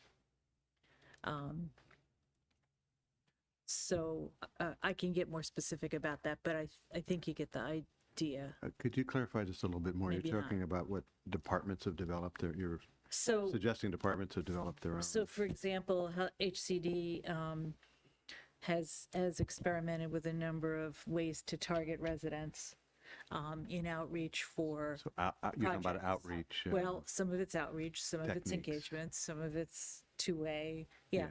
And my point being, we have tried a number of things over the last few years. We have sense of which ones are working. Let's try to have what I would like to see in 2 years is that they're not just innovative pilot experiments, they're part of the toolkit for all of the programs that we have. Engagement. The engagement and outreach strategies, yeah. Particularly the more targeted ones. So that, I'm not explaining it right. I think I get what you're saying. So like we've done different pilots of like using tech within multifamily buildings for definitely, one of the things that we have now that's pretty standard is, translation during meetings. Yeah, we got that one's Spanish now and pretty Amharic. universal. That's pretty standard. But things like, what are some of the lessons learned for engagement when we did the direct cash assistance Right, program? or the rec center outreach. Yeah, the rec or center outreach the and our Maple Avenue outreach, the connectivity, Maple connectivity outreach. Yeah, that's and, what I'm and talking what about. are some Thank of you. those lessons Starting to learned get to that might be something we want to elevate as longstanding?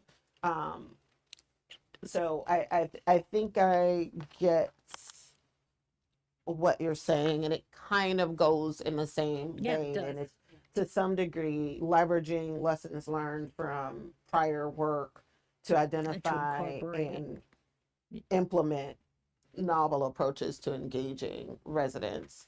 Something like that, yeah. And to Councilmember Schlegel's question, I see the first bullet as really focused on the residents who we don't hear from already. And so that's why I would resist adding in more opportunities for residents we hear from a lot already.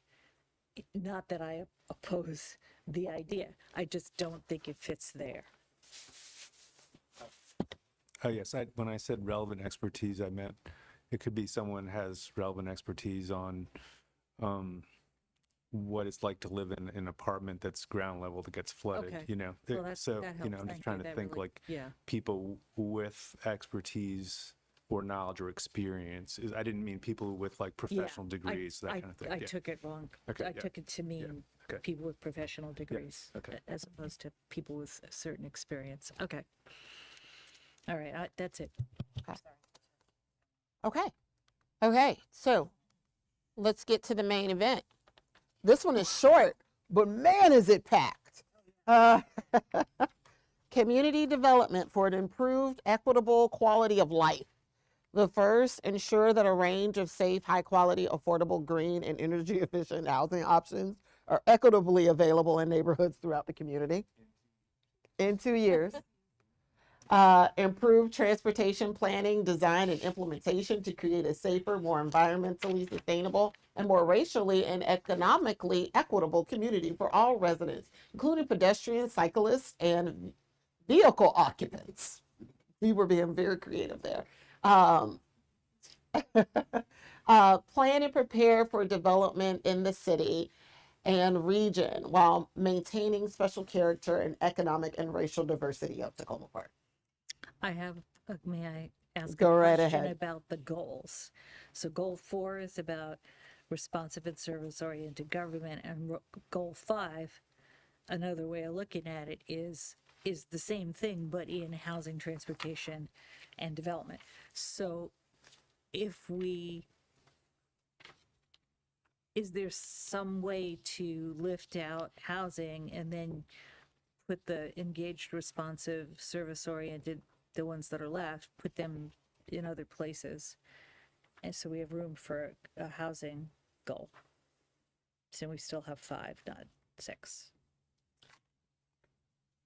Maybe that's too much for now. Never mind. I think, well, here's the thing. I think that there are some ways that we can cut back, right? There are ways that we could cut back in terms of the goal.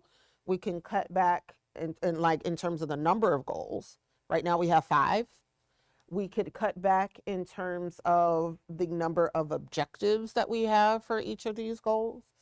We could also cut back as it relates to all of the strategies that we have listed, or we could eliminate the strategies altogether and just make sure that our objectives our goals and objectives are very clear and standalone and don't necessarily need a lot of additional language to support them. So I'm okay for us right now if the general consensus is, which I believe, housing is so important. And I know that we went down this path of community development for an improved and equitable quality of life. Some councils ago, because of, I'm just going to say it, people don't like to hear economic development here, right? You use that word development and it triggers something visceral and you put economic in front of it and then all heck breaks loose, right? Like, so the thought was to try to make it less about development and more just about creating community that grows, right? But I think that we're in a place now where, as a community, it's very safe to say a priority is housing. Now, what we could do in terms of housing, right? means for us, again, readdressing more of our policies. We've done the pilots, which was, if you look at the strategies for housing before, it was continue to build partnerships with nonprofits, foundations, financial institutions to expand affordable housing options in the city, explore the needs to create programs to assist common ownership communities, revise sections of the housing code, including sections of rent stabilization, review and make changes to the home stretch down payment assistance program aimed at expanding eligibility, and then develop a formal policy and criteria regarding payment in lieu of taxes or pilots. That's what we put forward. We did the pilots, that's the credits. We still got to figure out what we're going to do with home stretch, but that was some of the rationale or the justification behind the ensuring that a range of safe and high quality, affordable, green, all of those words was happening. And so if we were to pull it out, right, and make it its own goal and have to develop the words for what that goal would be, then, you know, what would happen with the rest? So this item actually includes housing, transportation, and development. And development was more around support for businesses impacted by Purple Line. We did the direct cash assistance for businesses, attract new businesses to Tacoma Park. Leverage both public and private stakeholders to accomplish the goal of developing the rec center, community center, and library that meets the city's needs. Work with the county to complete the minor master plan process. Check.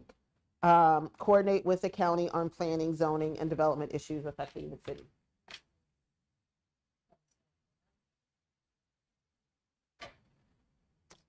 So the question then is, and the rec center.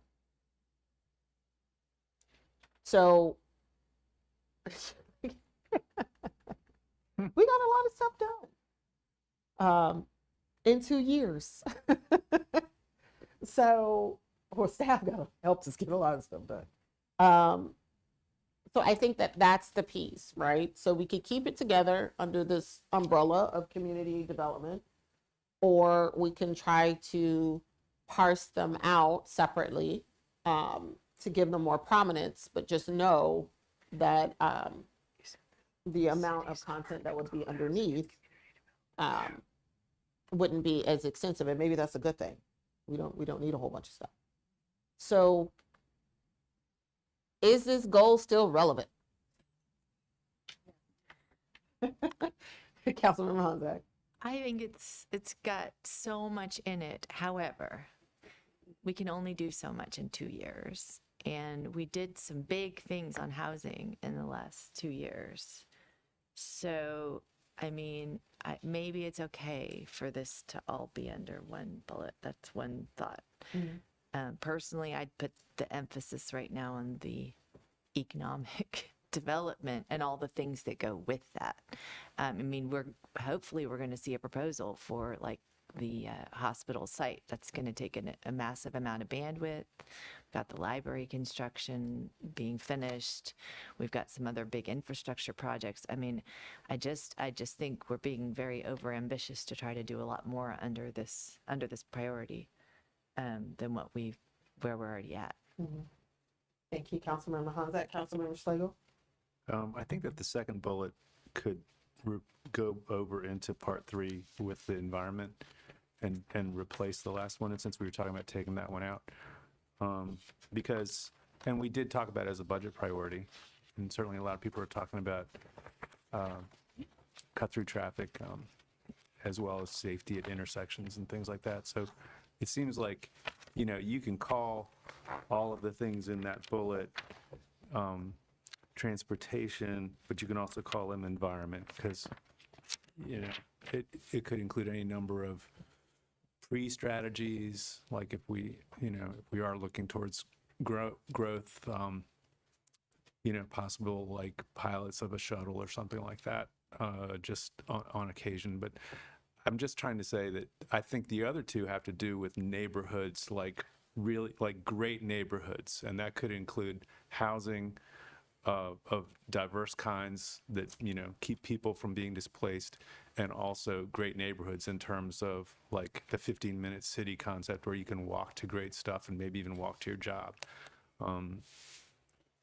And so I feel like if you took out the second bullet and moved it into environment, something like great neighborhoods could maybe be a restatement of the goal, although that's a lousy statement, but maybe that's gives someone else a better creative idea. No, I hear you. And quite frankly, you are recounting the struggle that we had before because transportation was listed somewhere else. And then the question became, okay, well, do we move it to development because there is so much discussion around transit-oriented development, right? So it's kind of like you're going to have purple line over here, and then you're also going to have purple line over here. And so where do you put them? Right? Yeah, I kind of feel like transit-oriented development is a reality every time it's going to be happening now. And we know it's going to come with looking at what we can do in terms of infrastructure for pedestrians and bikes. And but we have talked about how our environmental strategy is fairly buildings focused still, and so this would kind of up the ante in terms of saying, okay, let's also get people out of the cars. Councilmember Westlake? I really want to support that, but I'm going to disagree on that because to me, the transportation bullet, for me, the strongest part is safety. And that is such a the public safety is just so important in Ward 6 and is such a factor. And I think that if someone who lived on Glenside was looking at these, they would not go to the environmental section to see what we're planning to do to help that neighborhood.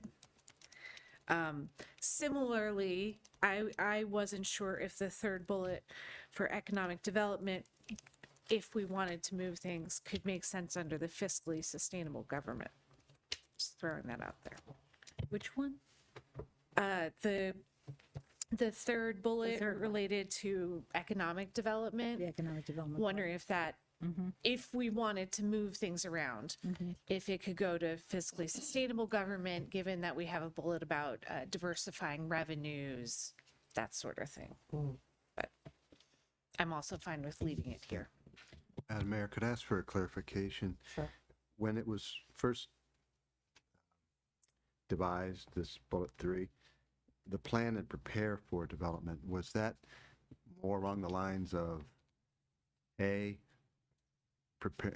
pursuing development, or B, preparing for the impact of development? It's just a little, just as worded, a little bit unclear, but you could read it either way.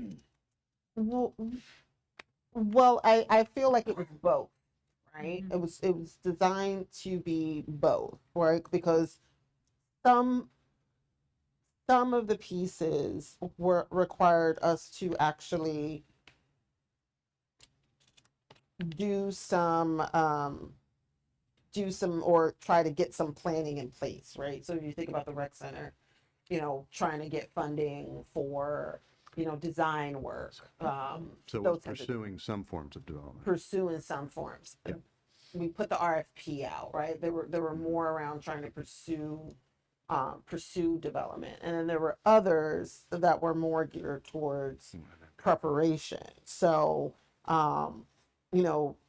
throwing up the minor master plan, like we knew that we were going to have to rezone. So that was something that we knew in order for anything other than a vacant hospital to exist there, we knew that we were going to have to rezone the area. So it was a yes and approach. They're all jumbled together, truthfully. But there was some aspects of planning and then some aspects of finalizing things that were necessary to prepare for Okay, future. that's helpful, just knowing the context a little bit about how that was developed. I didn't know of something like tax-based diversification.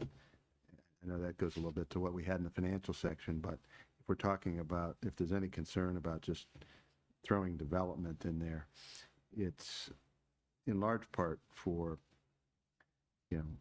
diversification of the tax base, so that we don't have continued reliance on single-family homes with already high property tax rates in place, as well as trying to address the housing issue, try to get more affordable and other forms of housing and meet the housing needs. But to the extent that you are comfortable with just leaving it as development, that's fine too. We will, But one thing that came to my mind was perhaps pursue tax-based diversification and mixed-use development. And then all the rest, and just plan and prepare for is kind of less understandable on the surface. If it's becoming a little more specific, but if a big goal, priority is to pursue a diversification of our tax base, and we're talking about, when we say development, I think it might not hurt to refer to mixed use so that folks don't automatically think it's only commercial. Just a suggestion. Councilmember DeBala, I see you, right? Yeah, I don't feel strongly about where these all are, but, and I'm okay with the words as they are here, but the strategies are so out of date at this point that it's hard for me to be really sure if these are the right descriptions for the priorities. I absolutely think that they are priorities. I don't have any question about that. As to the city manager's suggestion, the other reason to do this is because people need housing, and we need different kinds of housing, and we need better quality housing, and we have people who we have tenants who need protection, the middle income people, so it's not just about the tax. I don't think you said this, but I wouldn't want to have it say pursue tax-based diversification, because that's not the only reason, or even the main reason we're doing some of this stuff. That's my reaction to what you just said. And mixed use, and then we'll go on to say, and mixed use development, which is residential. Right. As well as commercial.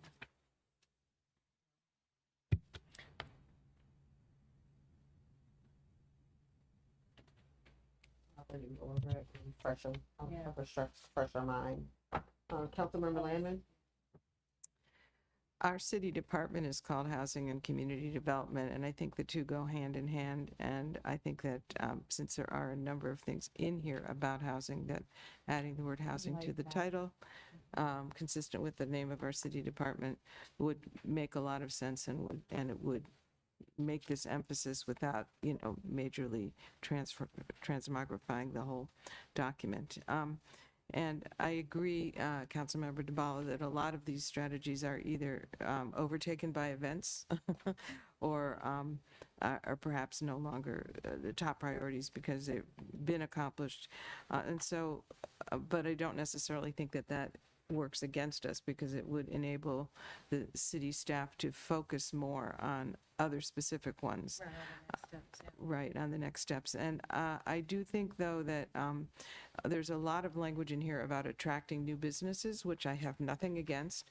But given the concerns, very legitimate and short-term concerns about impact on existing businesses in the Purple Line corridor that are going to be under, like, I think the term you used was extreme gentrification pressures, the language should, I think, be clear. Either maybe this is some way to word this more in the key points, but to talk about the, strengthening the resilience of existing businesses. So, because the people that are already here need our protection and help. And so I'm a little concerned about when we talk about planning for mixed-use development, et cetera, that we not suggest that takes a second fiddle to taking actions to enable existing businesses to thrive. I'm not sure how to reword it, but I just would like to, changing the tax base and so forth, don't want to lose track of the need to protect existing businesses. I hear you, and I think like one of the first strategy that was in that the section on the plan and prepare for development was continue to provide support for small businesses, especially those impacted by purple line. So I hear you. That would need to be something that we would continue to do. Councilmember Honzak? I just, for the sake of Manager Despirito, when you asked about pursue versus plan and prepare for development, I guess to me, I think it's important to point out that there has been confusion for the staff, if you ask me, because there's a divide in the city. It's a fairly stark divide about whether or not you, the staff, are being asked by a consensus of the council, which I'm not sure has existed and may not on this council either. Should you pursue or should you merely be responsive to development? And I do think we probably should try to be as lucid as possible and agree to disagree if that's what's necessary, and try to come closer to consensus if that's possible. But frankly, I would like to see the city pursue, but when the city did pursue, we found ourselves not agreeing as a city. So we do need to be pretty clear with you. I don't think it's fair to put the city staff in a situation where you are pursuing and then we come back and slap your hands. So, I think that's yeah. I appreciate where you're coming from.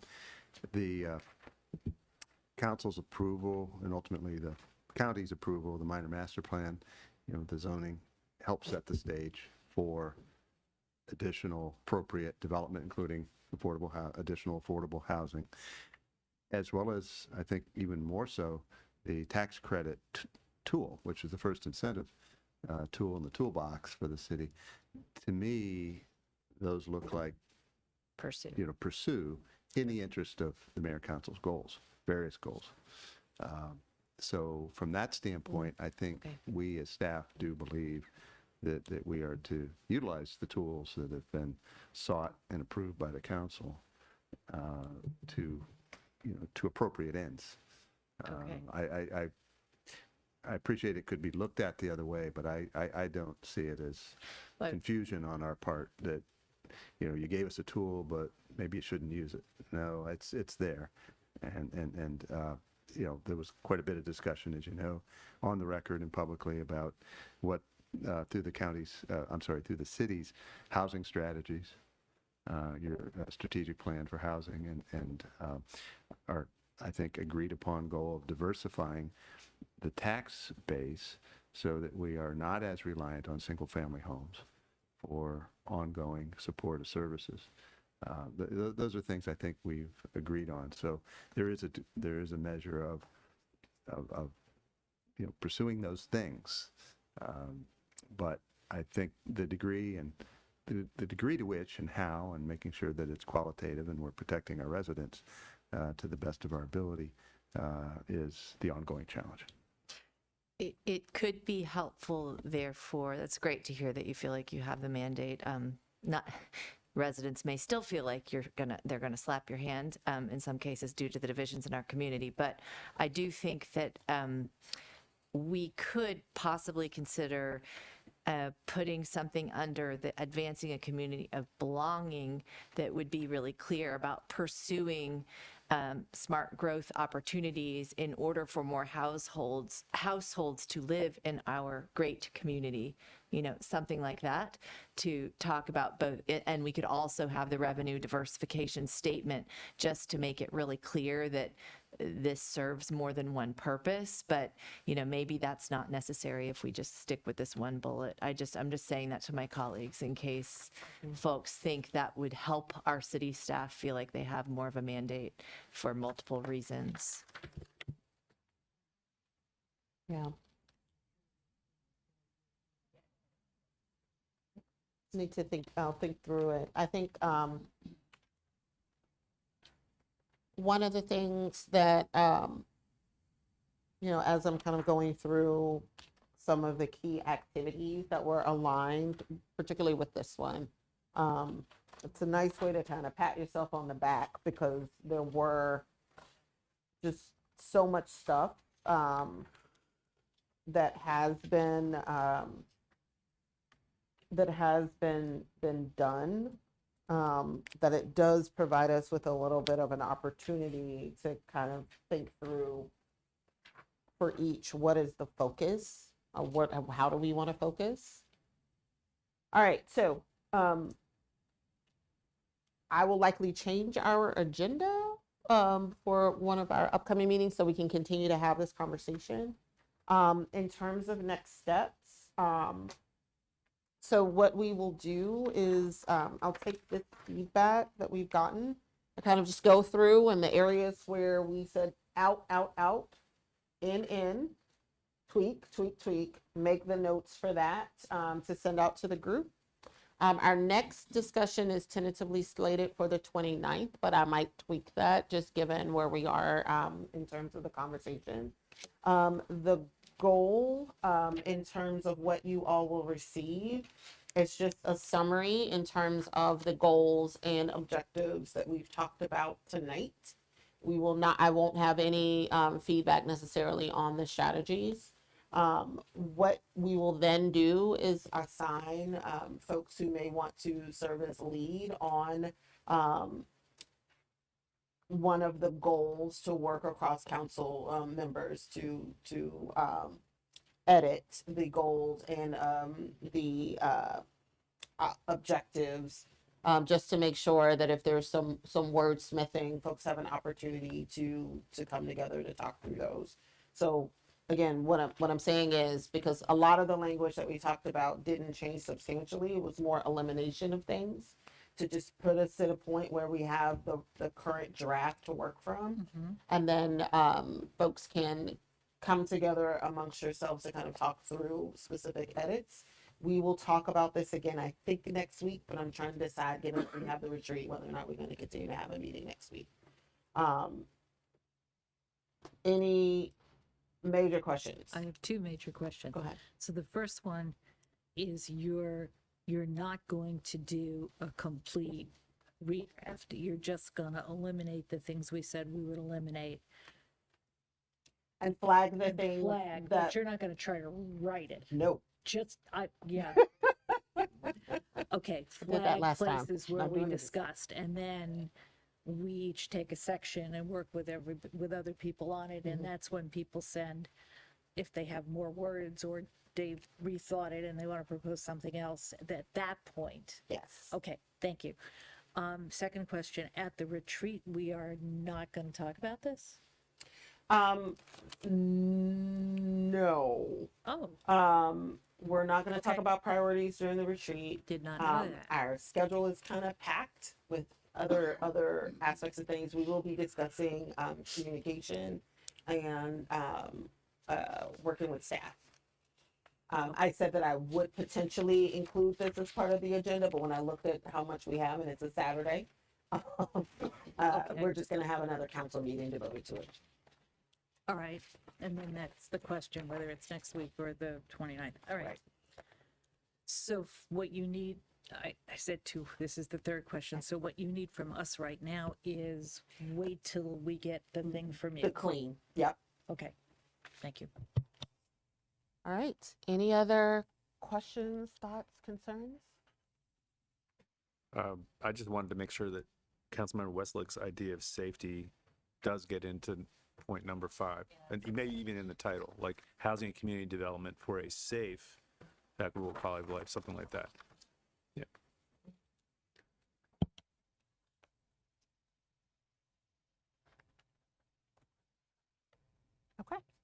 All right. So with that, we've gone over. I apologize. These discussions take a while. So I think we are free to adjourn. Unless I have an objection. No objection? All right. Everybody have a great night.